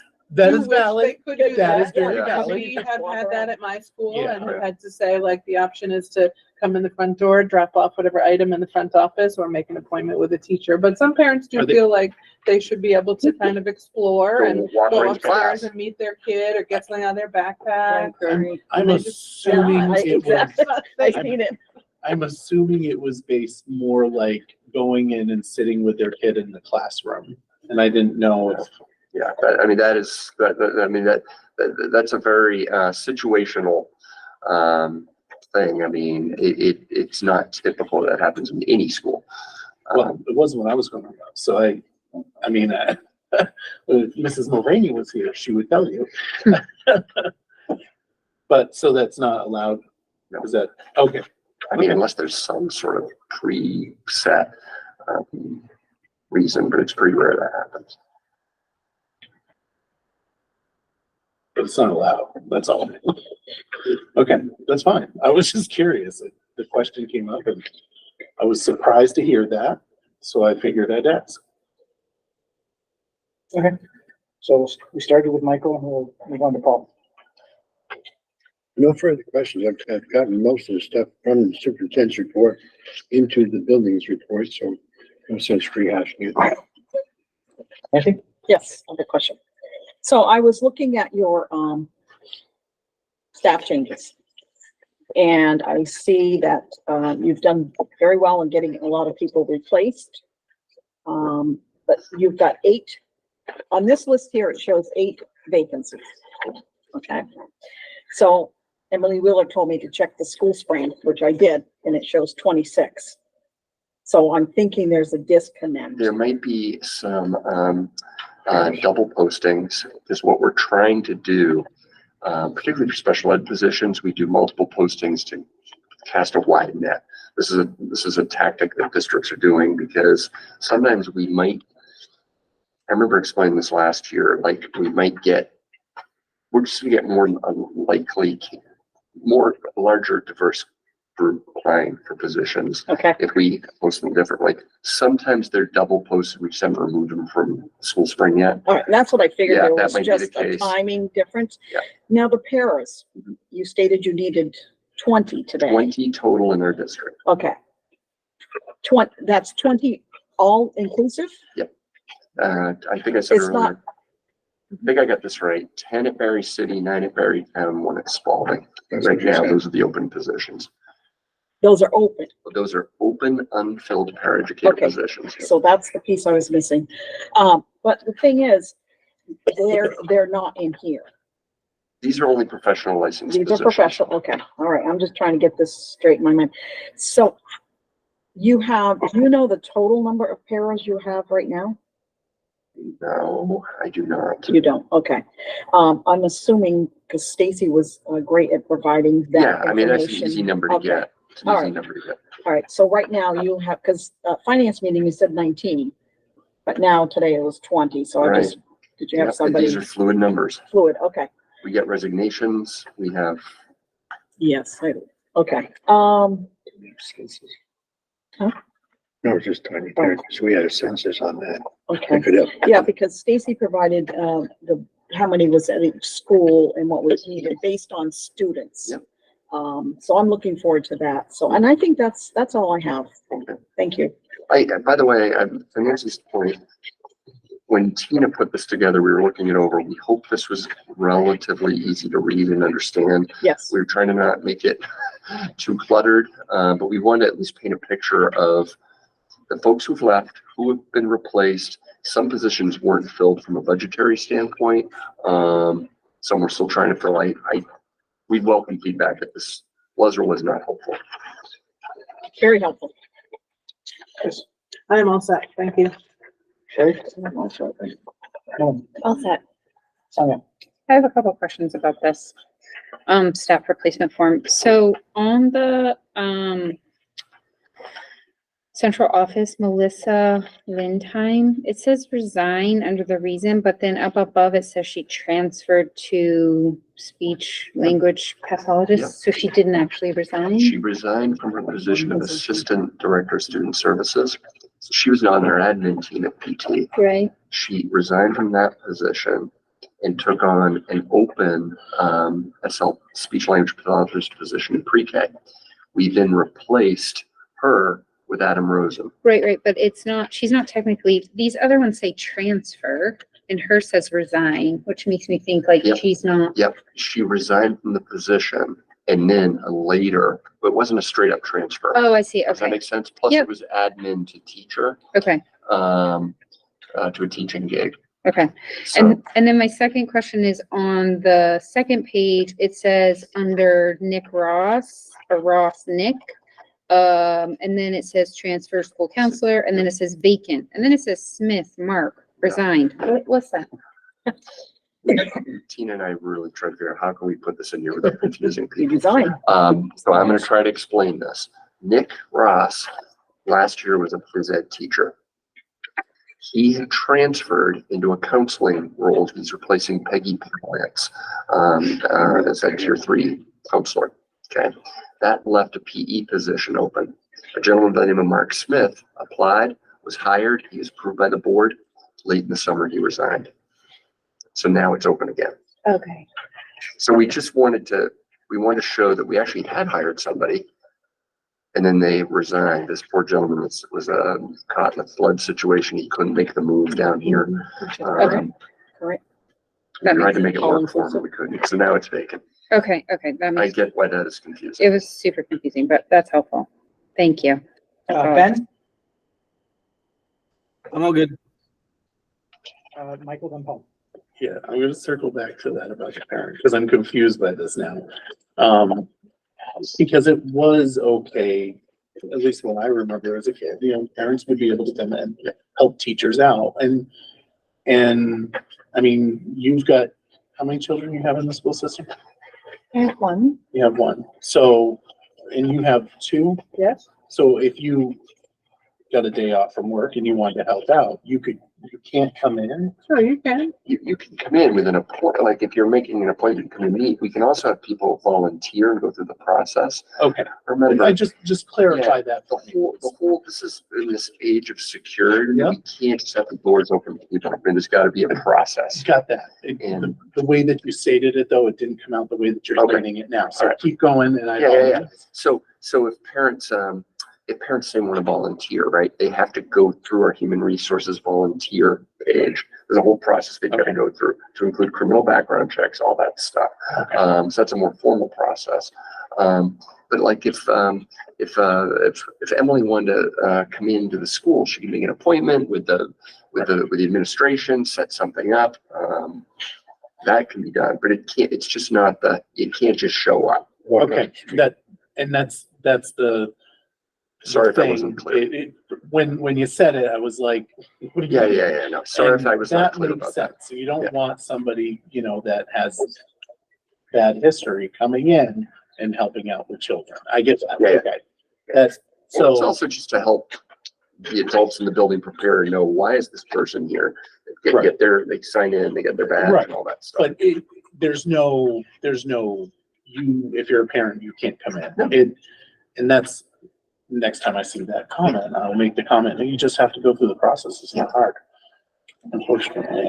And there's a lot of like, are you having access to kids with adult supervision, without adult supervision, different levels Right. of fingerprinting, background Right. checking? Are you So bringing situational. drugs in? Are you And that's- helping in the class? Are you on a field trip? Like, Right. there are all kinds of Right. levels of all And- that stuff. Now that I know that, I'm glad. What I thought I heard at first was not what you just explained. Yeah. So I'm glad that Sorry it's if I was clarified. I have a question for Chris. We're about to be approving some new hires. Those new hires, I think I'm looking at three or four of them here. That would diminish the open positions that we have right at the I present think moment? actually. Or is that included? Hang on. I think we're counting you. Are you? Well, we are because we didn't hear back on like, weren't Okay, these ones? the 48-hour review time. Yeah. Okay, Yeah, because we put them in the addendum. I was just wondering if Yep, that's yep, gonna yep. have an Yep. impact. I can verify that right now with Regini. She's on the fifth line from the bottom Yeah, of the yeah. first So these page. people are on this chart. Just so you know. That takes care of that question. Thank you. Okay, any other questions? All right, so we will move on. Excuse me. Is there any chance we could take a break? Yes. Thank you. We will reconvene in 5 minutes. Thanks. Folks, I'm shutting off the camera and mic for 5 minutes. We'll be right back.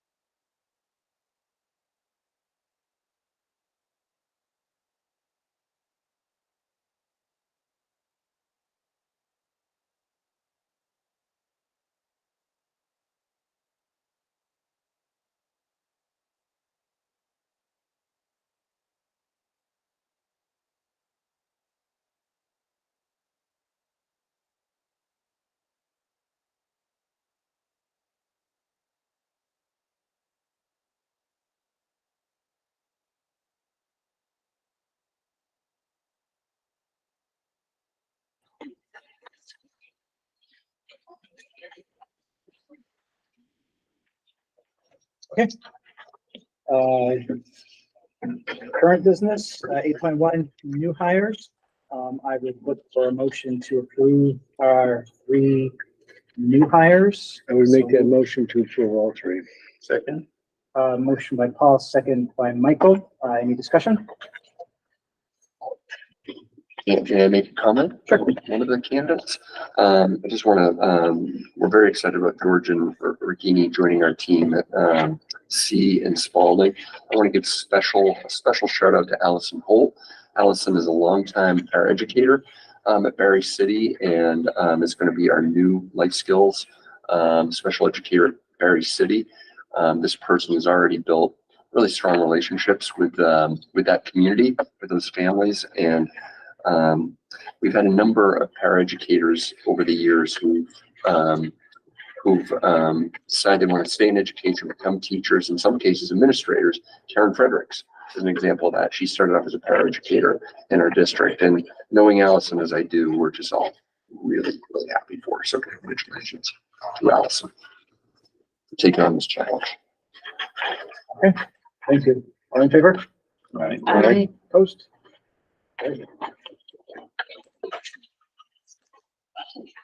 8.2, RFP approval for fuel oil propane. Do not have anything to add to that. There's only one Pretty bid. self-explanatory. Pretty self-explanatory, yes. Was it one bid? Yep. Why aren't we getting other, go ahead. You have your hand up. I made a motion to Yeah, approve. sorry. Seriously, that should. And the second was, I'll second it just for purpose of getting into discussion. Right, just, we need to have a discussion. Yeah. okay. Terry? Yes, so there's only one that bid, and if you look at the bottom, see the superintendent's recommendation to direct the board manager to continue to monitor the prices. So 3 of the 4 of these vendors are oil only suppliers, which is why I would expect that probably 3 of them didn't bid. And if we have some time that we can let the business manager monitor pricing, then I would like to suggest that we go out to the other people in town that do this stuff, that carry both products, which would be, I wrote them down here somewhere. Suburban, Bourne's, and White's. White's is another oil only supplier, but if we have some time, I don't think there's any harm in going back out and asking some other suppliers to throw a bid in there, because Irving is historically one of the highest people in our market. So, Sonia. Can I ask what, I heard a motion to approve, but I don't know what the motion is to approve. The Right. superintendent's Right. recommendation or approve? to approve Irving? Because the superintendent's recommendation is to, Not do it. that was the motion? Or direct monitor. Okay, no, I was approving the going with the Irving, Okay, but I can withdraw my motion. That's Okay. fine. I'm recommending we continue to monitor the prices and sign a contract. So in other words, this is ongoing, which I think is what you're suggesting. yeah, it's already, we're ongoing already. So Right now, we only have the bid from Irving. Nancy, then Chris. Yeah, and last year, that's what, Lisa did, was she, monitored, she was in contact with, the different companies. And then we gave her permission to make the decision to get the best price. And then she came back with, let us know what those prices were. So I think we should continue monitoring as well. So I was just gonna say, our action, it's listed as an action item on the agenda, so if our action would be just to approve the superintendent's recommendation and not go with Irving right now. Essentially, to Nancy's point. Just what we did last keep year. watching. Yeah, I think we should do exactly what we did. Well, Just to clarify something here, the purposes of my second in this motion was to get into discussion. If we decided that Irving wasn't the best thing for the district, and we want to look at some others that might have other competitive prices, I think we should look at the larger ones. Irving is a large company, but also is Bourne and Suburban. Those are big companies, and they're the ones that supply both oil and gas. I don't know if there was a request for a bid that went out to them, inviting them into this bid or not, and if there wasn't, maybe we should. I mean, we got time. That was the only reason why I made that second. Nancy? Well, where are the wood, prices? She didn't include the wood in here. That I don't know. I can check on that. Okay, so we need that added. On the wood chips. The wood chips. Yeah. And also, if she could, Yeah, I thought we already approved that. Was that that was with Lynn, is it Lynn Law? No, Kuzino. Was that a Kuzino. 2-year Look, contract? lost one of them. I don't know, but it should be in here, because, It was last year. yeah, it was last year, but also we need to have the past, like gallons of used, propane used and the number of wood chips, with the pricing, so we can get a big picture of how it's looking. Sonia? No, that was my question. I thought we had already approved a wood chip. Right. I think we have an existing contract. I will check on this. So we have to approve that every year though. I mean, just wonder if it's coming up for renewal. I don't As I know. said, I will check this. Okay, so you amended your motion, Michael? I removed my motion. I'll be honest with you, I see these all the time come before city council. And the way that this was presented would be like, this is the bid, go with this bid. So I apologize for making that motion Thank you. and save me on that, except for an action memo would have been nice. I would withdraw my second to that and just encourage the board to continue the search process and get other bidders in this, and then we'll come back at it and just find out what the best price is. No actions needed on our behalf though. That's right. Well, it's not an action item tonight then.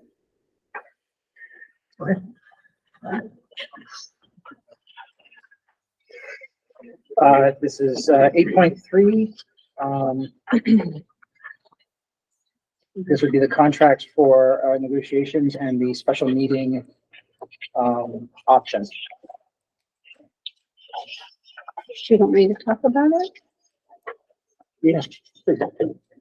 So it's my understanding that the teachers and the paras are going to be meeting to ratify contracts on Friday, or Right just after, right teachers? after our district kickoff, Friday morning, they're gonna stay in the auditorium and their plan is to ratify the new CBAs. So because we cannot discuss it in open session until after they ratify it, we can't ratify it until after they ratify it. So we need a special meeting to be able to do that before school starts. And I would recommend to the board that we do it remotely, because we're not certain, if it doesn't get ratified on Friday, then, you know, we got to wait till we get a date certain. But then we don't have to have a meeting where we have to come here in order to just ratify a contract. What's the rules for calling emergency meetings It's not an emergency meeting, it's a special meeting. or special meeting? It's 24 hours notice. And it's subject specific. We have a Which this would be. recommendation of setting up, assuming it gets ratified Friday morning, setting up a special meeting for Monday at 5:30. This would be just prior to the facilities meeting. It can be, remote for sure. And then Giuliano, as the facilities chair, would be present. We can hopefully get it all taken care of Monday. So do we need to, So make sure to be. can we plan, can everybody make it on Monday or a quorum if we want? Because there's a few people who will already be in attendance for facilities, but not a quorum of the board. So we just need to make sure that we have a quorum. To meet in person, No, just to Just meet. to attend the meeting. to attend. And set up a Google Meet for the special Yeah. meeting. Those are in the building part of that. Okay. So does Monday at 5:30 work for everybody or most everybody? Yes. Shouldn't take long. FYI, the facilities meeting is not on the district calendar on. It's an unscheduled meeting, Okay, so okay, it's gotcha. one of those pre-programmed in at the regular times. Gotcha. So it'll have to be updated. No problem.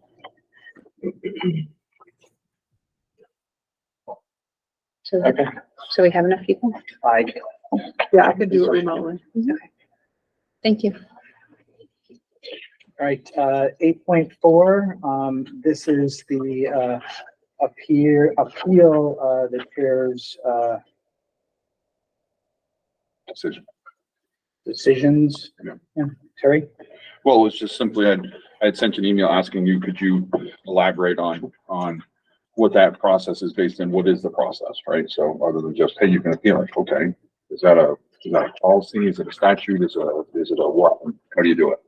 Well, no, it's, if I make a decision like changing the agenda, if anyone on the board decides that, that's not correct, they can bring it to the board, with a motion, a second, and the board can discuss it and make, adjustments as necessary. I mean, I work at the pleasure of the board, and if there's something that I do that the board doesn't agree with, the board has every right to make that change. Okay. So you said, And that's the so, appeal process, and it's part of Robert's rules as well. There's a parliamentary, piece to that. If through the procedures, if I make an error, the board, any board member can appeal, how I proceed through that. okay. So your answer is yes. So it's appealed directly to the board with a process outlined in Robert's rules. Sure. Well, I'm not sure. That's Yes. okay. Okay, thank you. Can we get a copy of that, statute? On the statute. There's no statute. It's just Robert's Robert's rules. rules. Okay, so I will look that up myself. Thank you. And that's Andrea? I believe what's in Robert's rules, that only pertains to if the board wishes to appeal a ruling where someone has called point of order and you make a ruling one way or the other and they disagree with your ruling on following Robert's rules, but Robert's rules isn't governing other action other than Robert's rules, if that makes Correct. sense. And, but I think Paul would agree with me that as the chair, the board elects me to do something. If the board doesn't agree with what I do, I think that process is relevant. Yeah, I think the chair sets the standard, and I appreciate what you said. You serve at the pleasure of the board, and that's what the board chair does. You can ask the board that the particular process that you're doing is okay, and if the board has no objections, you can do that. But the board has to agree to it. That's what I'm saying. I think that's different, Paul. I think that's not what I'm saying. So, Okay. so I agree with you. I Back agree it with up. what both of you were saying that Step it out for me. if the chair is going to do a process and says, is everybody on the board okay with this? Yes, okay. Then that's one thing versus the chair makes a decision and does it and a board member doesn't agree. Then what is Yeah, the I understand what you're saying. You need the consent of the board. Yeah, okay. Right, exactly. You can't just make decisions. Well, For the I board, think- for the board. I gotta get my sugar high in here. I think the process I explained, if something does happen, I mean, something is going to happen where someone on the board doesn't agree. And I believe that is a fair process. If you don't believe what I've done is correct, proper, or conflicts with something, then it should be brought up and discussed. And if I'm wrong, then I am wrong. Like I said, I serve at the pleasure of the board, and if someone disagrees, I would like to hear it. What I was trying to state before was that there's a process that all chairs actually adhere to. I mean, we have to take in the consensus of what everybody thinks, and we do operate by majority rule. And I think the board chair is the one that just absorbs what everybody's feeding to the board chair, and then that's how you operate. You look at that. Yeah. You're not trying to. I'm not You're gonna go trying to rogue rule after by something is. fiat or dictatorship. You're just doing what the board has allowed you to do. And if there's a problem, then the board member can appeal and the rest of the board can make up its mind. That's what not this protocol. I didn't understand what you were saying. I'll do the research. I'll figure it out and report back. Okay. So we are on to 8.5. Wait, no, sorry. Yes. Yes, 8.5. Test scores. Paul? Well, this is where Chris was going to weigh in on the test scores and what's transpiring with that. Yeah, I don't have a lot of new information. What I can say is what's hot off the presses is that the VCAP, which are the tests that the kids did last spring across the state of Vermont, those results are going to be released soon. It's still unknown if they're going to remain in an embargoed state for the public. I do want to remind the board about the incredible technical difficulties schools everywhere are facing with these tests. There's a lot of concerns about the validity of them, but they are what they are, right? And so we're still awaiting information. When I say hot off the presses, this is fairly new information, right? My partner Shannon's a curriculum director. She just got this news. They're not sure what they're doing with them. Karen and I have not even had a chance to talk to principals about this yet. So we're going to honestly need to wait until the dust settles and we get school started, so that we can spend the time to look over whatever results are shared with our building leads teams, and get an idea from the agency what we can do with them. So That's spring of 2022, right? no, these were the tests that were done this year. Okay. Spring of 2022 was the last year of the kneecaps. And that's a whole, still haven't seen that stuff. When you say validity, what do you mean by like validity? Validity Like, meaning if you are taking a test on your Chromebook. Yeah. And for an hour and a half, say you can't log on, or you're having trouble, things are really kind of gummed up. You're a third, fourth grader, you get frustrated, right? It will basically compromise the validity of how that child would have done under a non-stress situation. And this was happening all over. I don't know if it was happening at UES. It absolutely was. Yeah. The system froze. Yeah. People couldn't log on. Yeah. There were kids their logon should have been working and it wasn't. And so, yeah, So a lot of kids, candidly, were just shutting down. I don't blame them. I don't either. Shut down when I get locked out. Yeah. So in other words, if that was happening all across the state, or maybe some schools had fewer problems than others. So how can you compare those schools? But yeah, it's just kind of a messy situation. Right. So some kids tested in non-stressed situations and some kids tested in very stressful situations because they were waiting and waiting. And then they were hungry. And then it was, are we going to lunch? Are we going to specials? What's happening? So like, you can't be like, oh, look how great they did, or look how poorly they did. Because there's all these confounding factors. That's why I say, I know Karen and I say this a lot, our focus on our local assessments and how we share that information out. We just are utterly convinced those are the most valid ways to determine how our kids are doing. Well, the purpose of bringing this up is that we're looking for a measure. This is parents who stopped me on the street and said, do you know how our kids are performing? Well, they get proficiency-based learning here, and there is a system in that says when you get to one point and you test at that point, you move on. And if you don't get it right, you just kind of keep doing it over till you finally get it right. I mean, that was sort of these computer adaptive tests. Exactly. And part of the problem was some kids would just wait to the very end and try to cram things in. It just kind of got. But that isn't how our local assessments work, the different tests we do. Right, that's what I was getting to measure how we are performing within our schools as measured against other schools within the state, and who knows. Very hard. And when we keep hearing terms like embargo, it makes people wonder, say, what are we embargoing? What is the purpose of that? Is it because we're trying to put a new kind of wrinkle or stain on it? I have no answer for it. So I was hoping you folks would.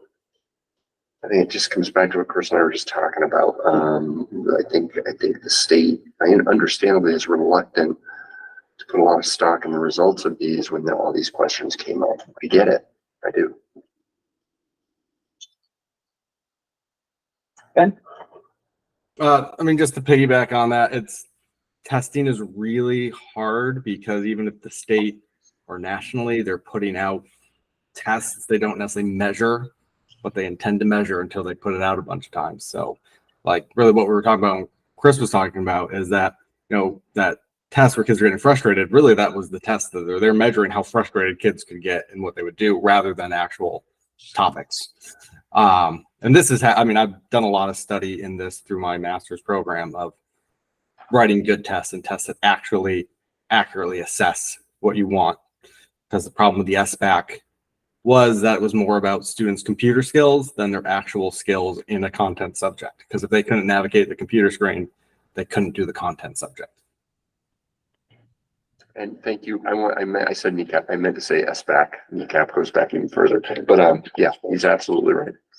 Which is why when Karen says, you know, oh, we have this local assessment and this percentage of kids at Berrytown in 4th grade did this much better, whatever, that's our valid results. That we're like our actual kids of the test that we gave, that we know what the how'd they do in September. That's right. It's not about the computer system or the logons or any of that wonky stuff. And it's in class. It's like happening with their teacher they trust in a normal, safe learning environment. Yep.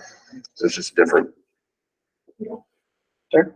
I met with Karen, I don't know, a couple of weeks ago to talk about her last CIA update that she gave us. And this is one of the things that we talked about is, you know, for someone that's not an insider that works in the school, if you take all that information that she gave us, which was all really good, but to sit down and absorb it that's a lot of work, right? And to figure it all out, what does it mean? And we talked about, as we were sitting there, we talked about, is there a way with local assessments, which are much more accurate, to come up with a 1-page dashboard report, high level, that if someone asks, hey, how are our schools doing educationally? Here you go. Yes. And she took a lot of notes, and she said she's going to see if she can work on that. But I thought that was cool because I think that's the right approach, is a simplified, high level. Here's what we're doing, or here's where we're at, and then if you have questions or interested in a specific thing, then we can drill down from there. But base it on those local assessments to the points you're making, Chris. Yeah, and ultimately, obviously we want our kids are doing. We also want to use these results to help inform our instruction and get better.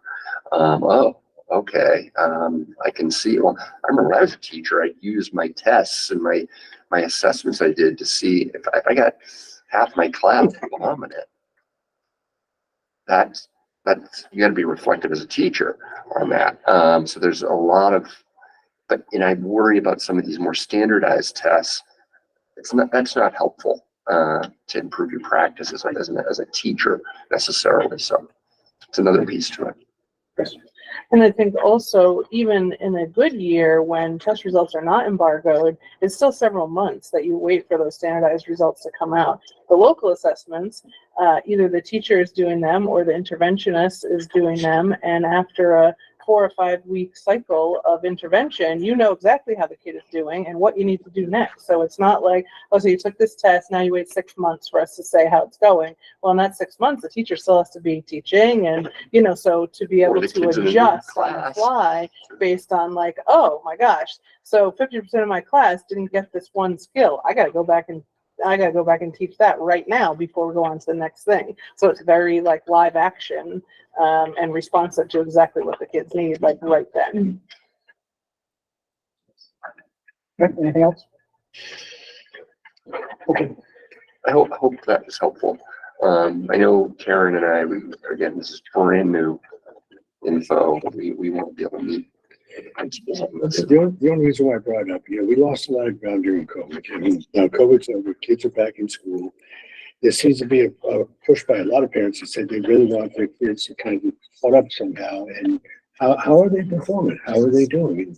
You don't want to use standardized tests. You got to use some sort of measuring tool to find out how successful they're going to be. Because if we turn them out in the real world, they're going to come up against a different form of test, and that's what concerns me. Thank you. Thank you. We are on to old business, 9.1. This is the open meeting law violation. Okay. So I sent you an email, Giuliano, just asking if you had planned any further action or discussion on the violation that we discussed at the end of the August 9th meeting. And only because we started out the process really well, but the statute clearly spells out what the process needs to be when there's a potential open meeting violation. So if you were to read the statute and you met the first part, you're supposed to put out public notice of it or whatever and respond publicly to alleged violation within 10 days, but that's where we stopped and we didn't. So there's other things that should have happened. So I'm just curious if you intend to finish that process or leave it. I planned on leaving it because it actually wasn't a official notification because there is the person making the claim states the statute violated, but also puts in what they would like to see happen. So that wasn't stated. And what I did is I talked to council, and council's recommendation was to remove other business. So that's what I did because there was no cure listed. What's other? The other it came through as other business. But that wasn't the issue at hand. The issue at hand was not allowing a community member to participate. Correct. And what is the cure? We didn't. Allowing, well, you're right. Allowing is following the statute and allowing community members to participate. So I thought that would be inferred or just implied, but apparently not. So no, it needs to be stated. The person making the open meeting law violation claim needs to state what they would like to see happen. Okay. So when did you get this guidance from the attorney? This was previously when I talked to Pietro about, I mean, it wasn't about, the actual public participation because my reading of that, because Paul, I'll just bring you into this again. No, we spent an hour on it. Why not spend another half an hour? But into, say, like, new business, Paul, as a public participant, couldn't bring in new business or old business. When you talk about anything else, you have to follow the agenda.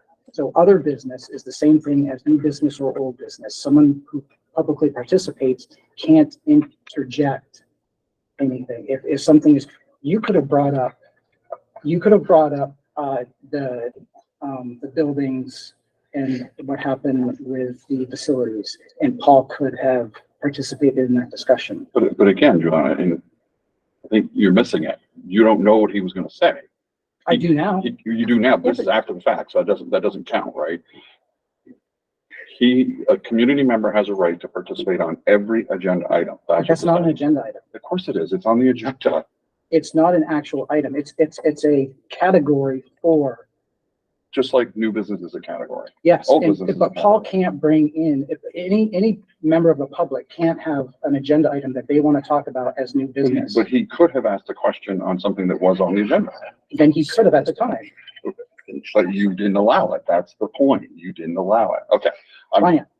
So to clarify what I think you're saying, and at my house, I call it translating because people can't understand what I hear you saying is the agenda item, for example, the current agenda we're looking at under 8, the agenda items are new hires, RFP approval, and then we've added some. Current business isn't an agenda item. It's just the heading for the agenda items. Right. So other business didn't have any agenda items related to what Paul was saying. So I think that's what I'm hearing Giuliano say, because it was just there as a placeholder as other business. Mm-hmm. Is that, I wasn't there, so I'm just asking it. And again, I'm going to say the same thing I said last time. It doesn't always have an agenda. Read the statute, because the statute doesn't make that differentiation. I'm sorry, it doesn't. Again, we don't know what Mr. Malone was going to say, so he very well could have made a comment on something that was on the agenda. I'll resubmit it with the thing on it. Thank you.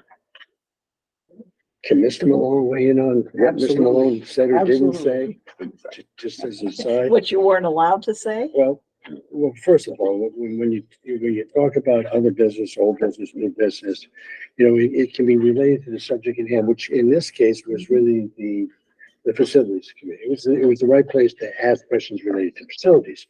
Now, what could have happened had the question been voiced? You could have said, no, this is something that is not to be discussed at this meeting.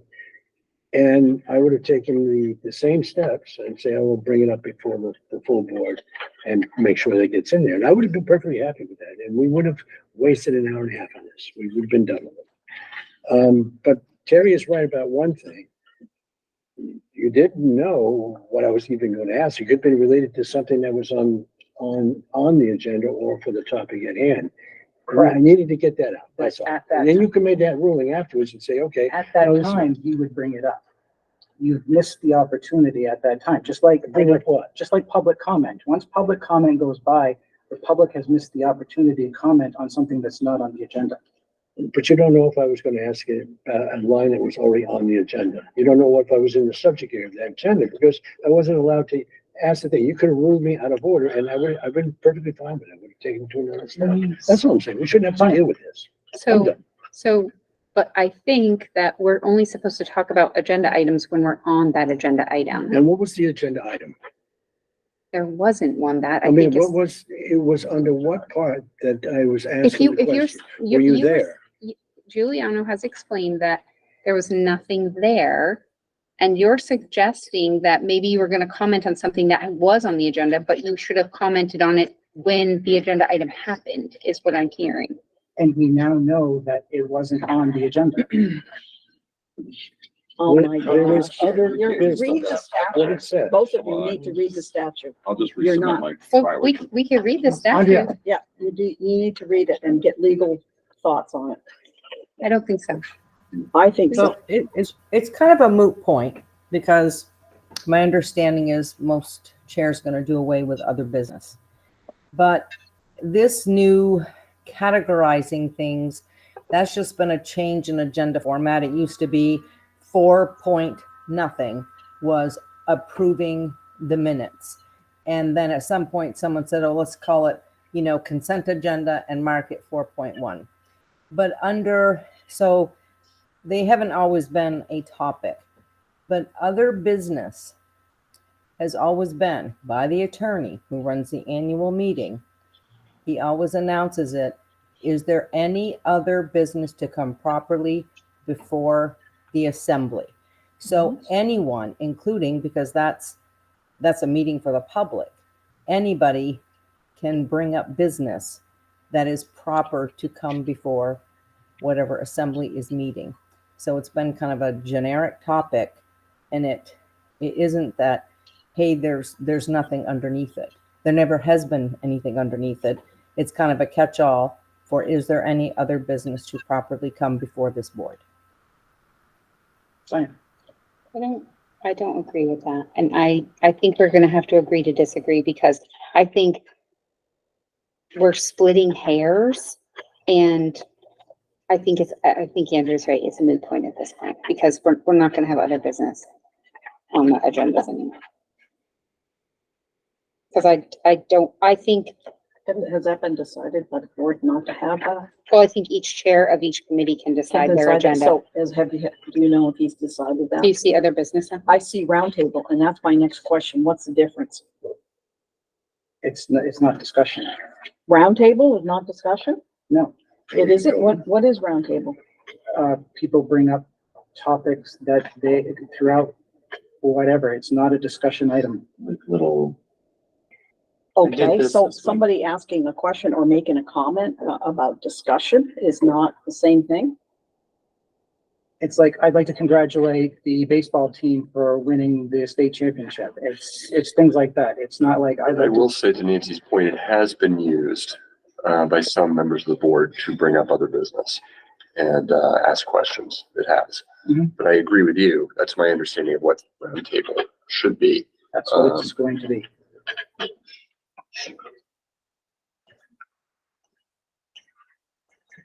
That's why I disagree.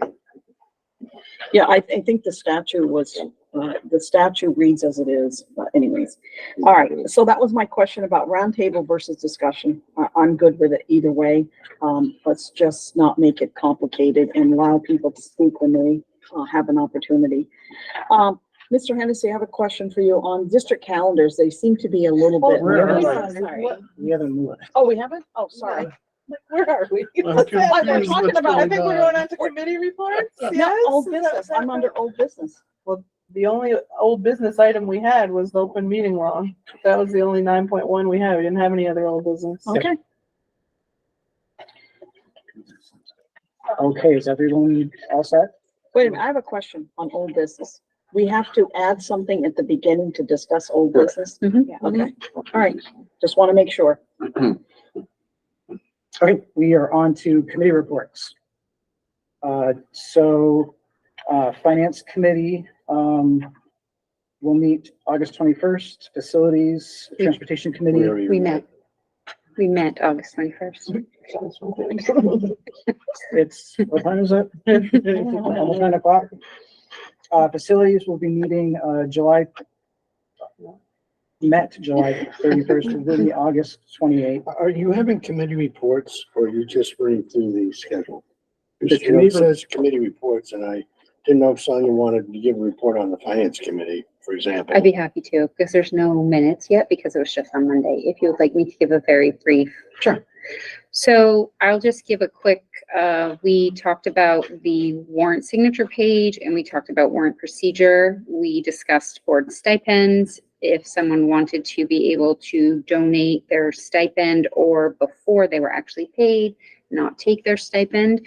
We talked about FY23 year-end projections, and we also discussed how we would be handling budget workshops to be able to hear from administration and different buildings regarding their needs for the next school year's budget.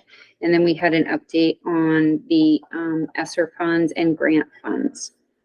And I can go into more detail on any of those if you'd like, but that's just basically our agenda. Thank you. Okay, 10.2, Facilities and Transportation, met July 31st, will meet on August 28th. Policy Committee met August 16th, and I believe. It was canceled. August 16th was canceled, yep. And we'll meet the 20th. Curriculum Committee, Canceled. yes, are they TBD? It's also canceled. I spoke to Karen yesterday. Was it yesterday? Yeah. There's nothing for September. Okay.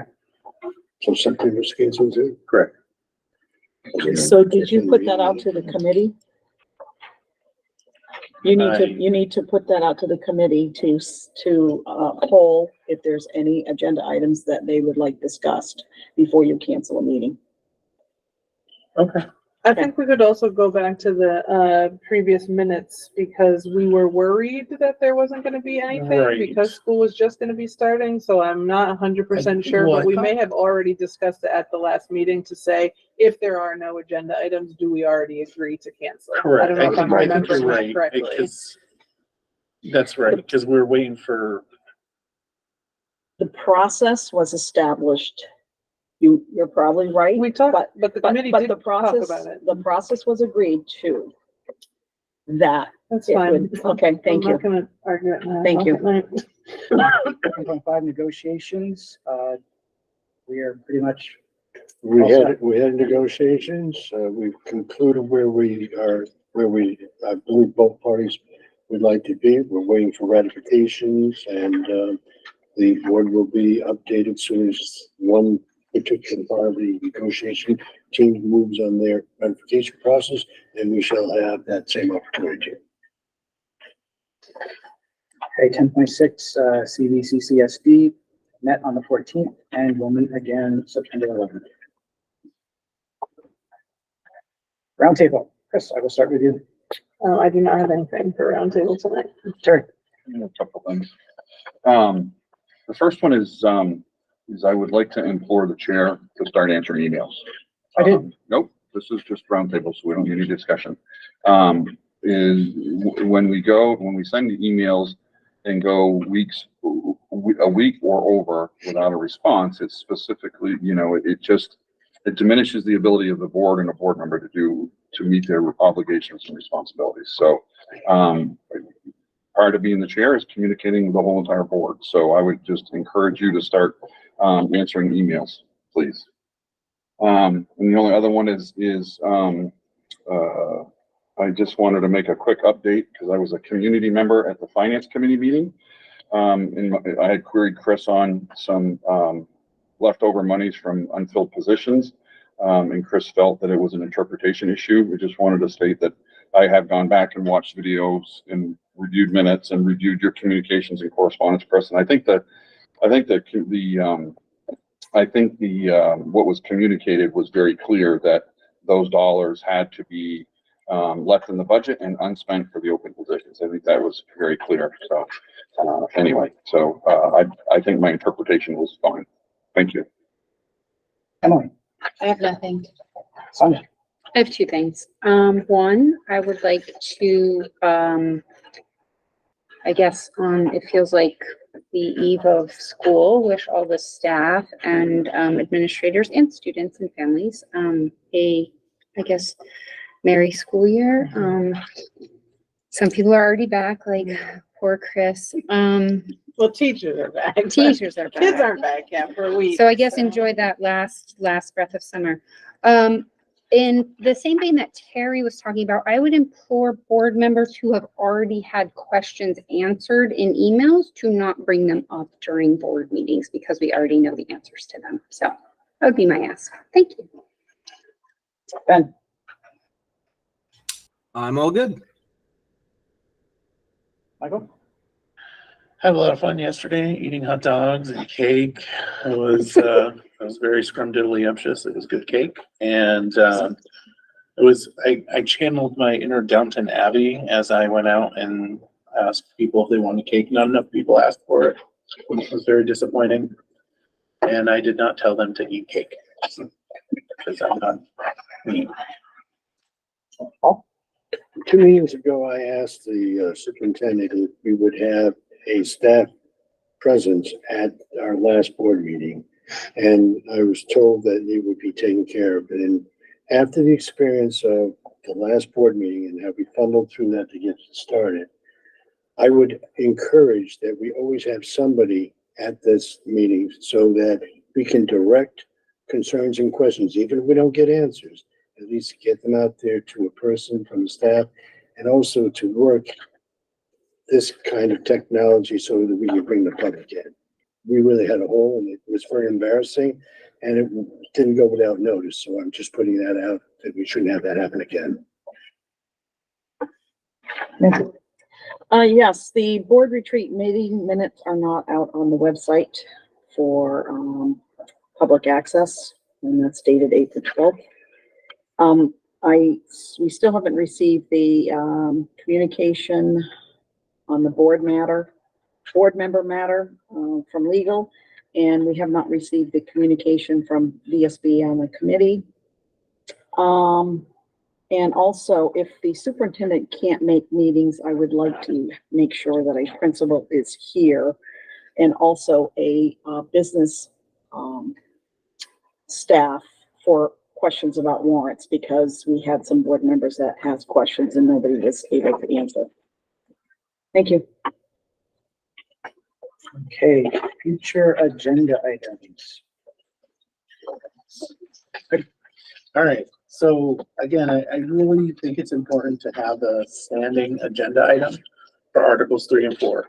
We are really getting close to where we're going to have to make a decision as a board as to whether or not we want to sorry, I'm doing the agenda item.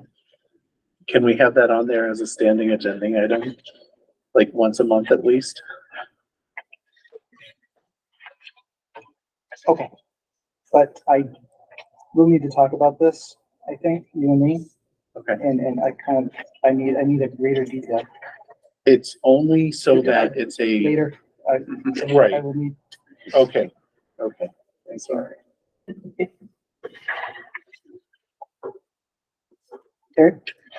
Couple for you. I asked last time that we would have that discussion about the, acting as a board in terms of the foundation and the athletic fields. Yeah, we're definitely gonna need to talk about that. Right, but it didn't get put in the parking lot. Okay. Just make sure it gets. Actually, it will bypass the parking lot and go straight to the next upcoming agenda. And then, also, Can you just state it again, please? Exactly what you want. I don't remember what we called it before, but essentially just discussing the chair and acting independently of the board for the athletics fields discussion. So I think it's just in it. So essentially it becomes It makes it seem so reckless. Well, right, so it's authorizing you to, right, whatever, board permission or whatever. I'm not sure the right way to say it. Could I, Mhm. could I try, do we want to appoint Giuliano to the foundation board?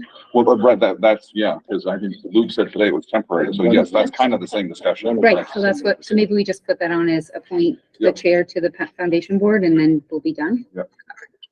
For a board member, I would stress a board member. Well, you're already the secretary, so we can't do it. No, Yeah, no, you just know what you're getting yourselves into now. It was a placeholder situation because we weren't sure how that was gonna go. Don't miss a meeting, Julian. And then the other one was I had asked to, since we didn't have anyone that could give us the update on I had previously asked for this in executive session, so the personnel matter that I had bumped from the board meeting on 8/9. I'm not sure that technically is executive session material, so I would ask that it gets added to the agenda in open session, and if somebody wants to think it needs to be in open session, if we think it needs to be an executive session, I think we need to have a conversation. Okay, you do a refresher. Yeah. No, that is definitely, I don't think so, but well, yeah, if you have to shield. no, I don't think so. Maybe we could discuss that. We can discuss it. Yes, I think we'll have to talk about that. Yeah. Anyway, so my request is it's in open session. And then if we need to discuss it in executive session, then we can. Thank you, that's all.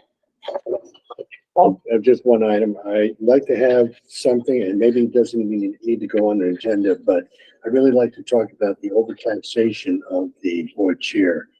You're on multiple boards now, you're chairing committees.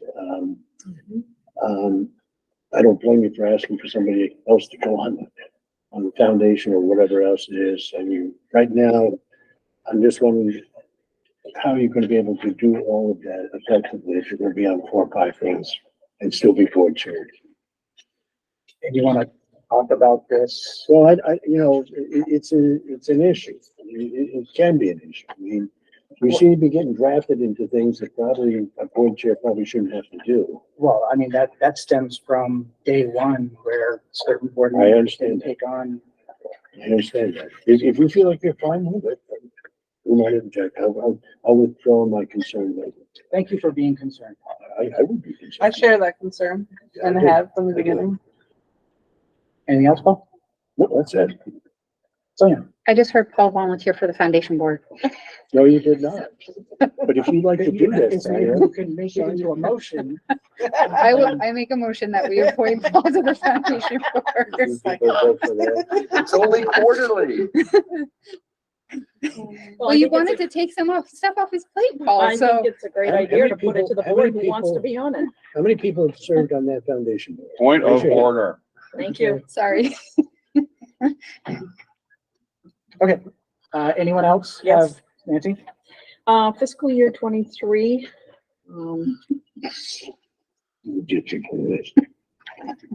Expense and revenue and all that stuff. 5-year capital plan, total compensation plan, warrant signature and procedures. And that's warrants, signature and procedures is pretty much just like one. Yes, because the signatures are involved in the procedures. Yeah. So that's under E. Yep. It's already. Right. So they're not, it's already in there. Sorry on that. It's already in there, but, In the 5-year plans already. Anything else? Okay. Oh, sorry, Andrea. Go ahead. So we had originally said that in this meeting, we were going to have the SHS athletic field upgrades.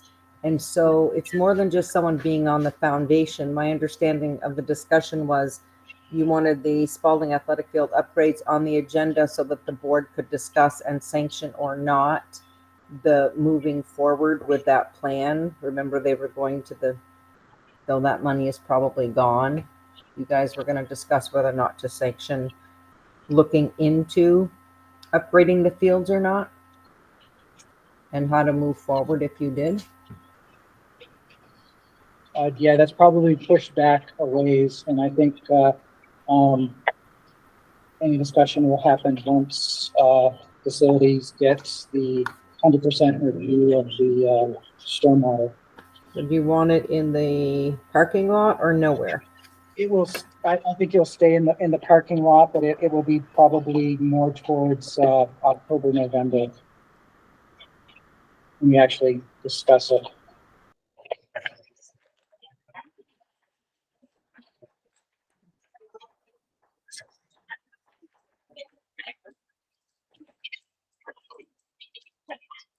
Okay, anything else, Andrea?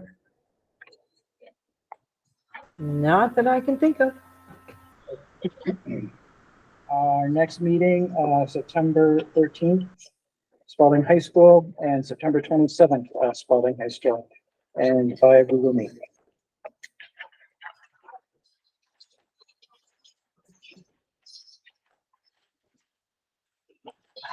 We don't have a need for executive session, so I would look for a motion to adjourn. Second. Motion by Paul, second by Sonia, all in favor?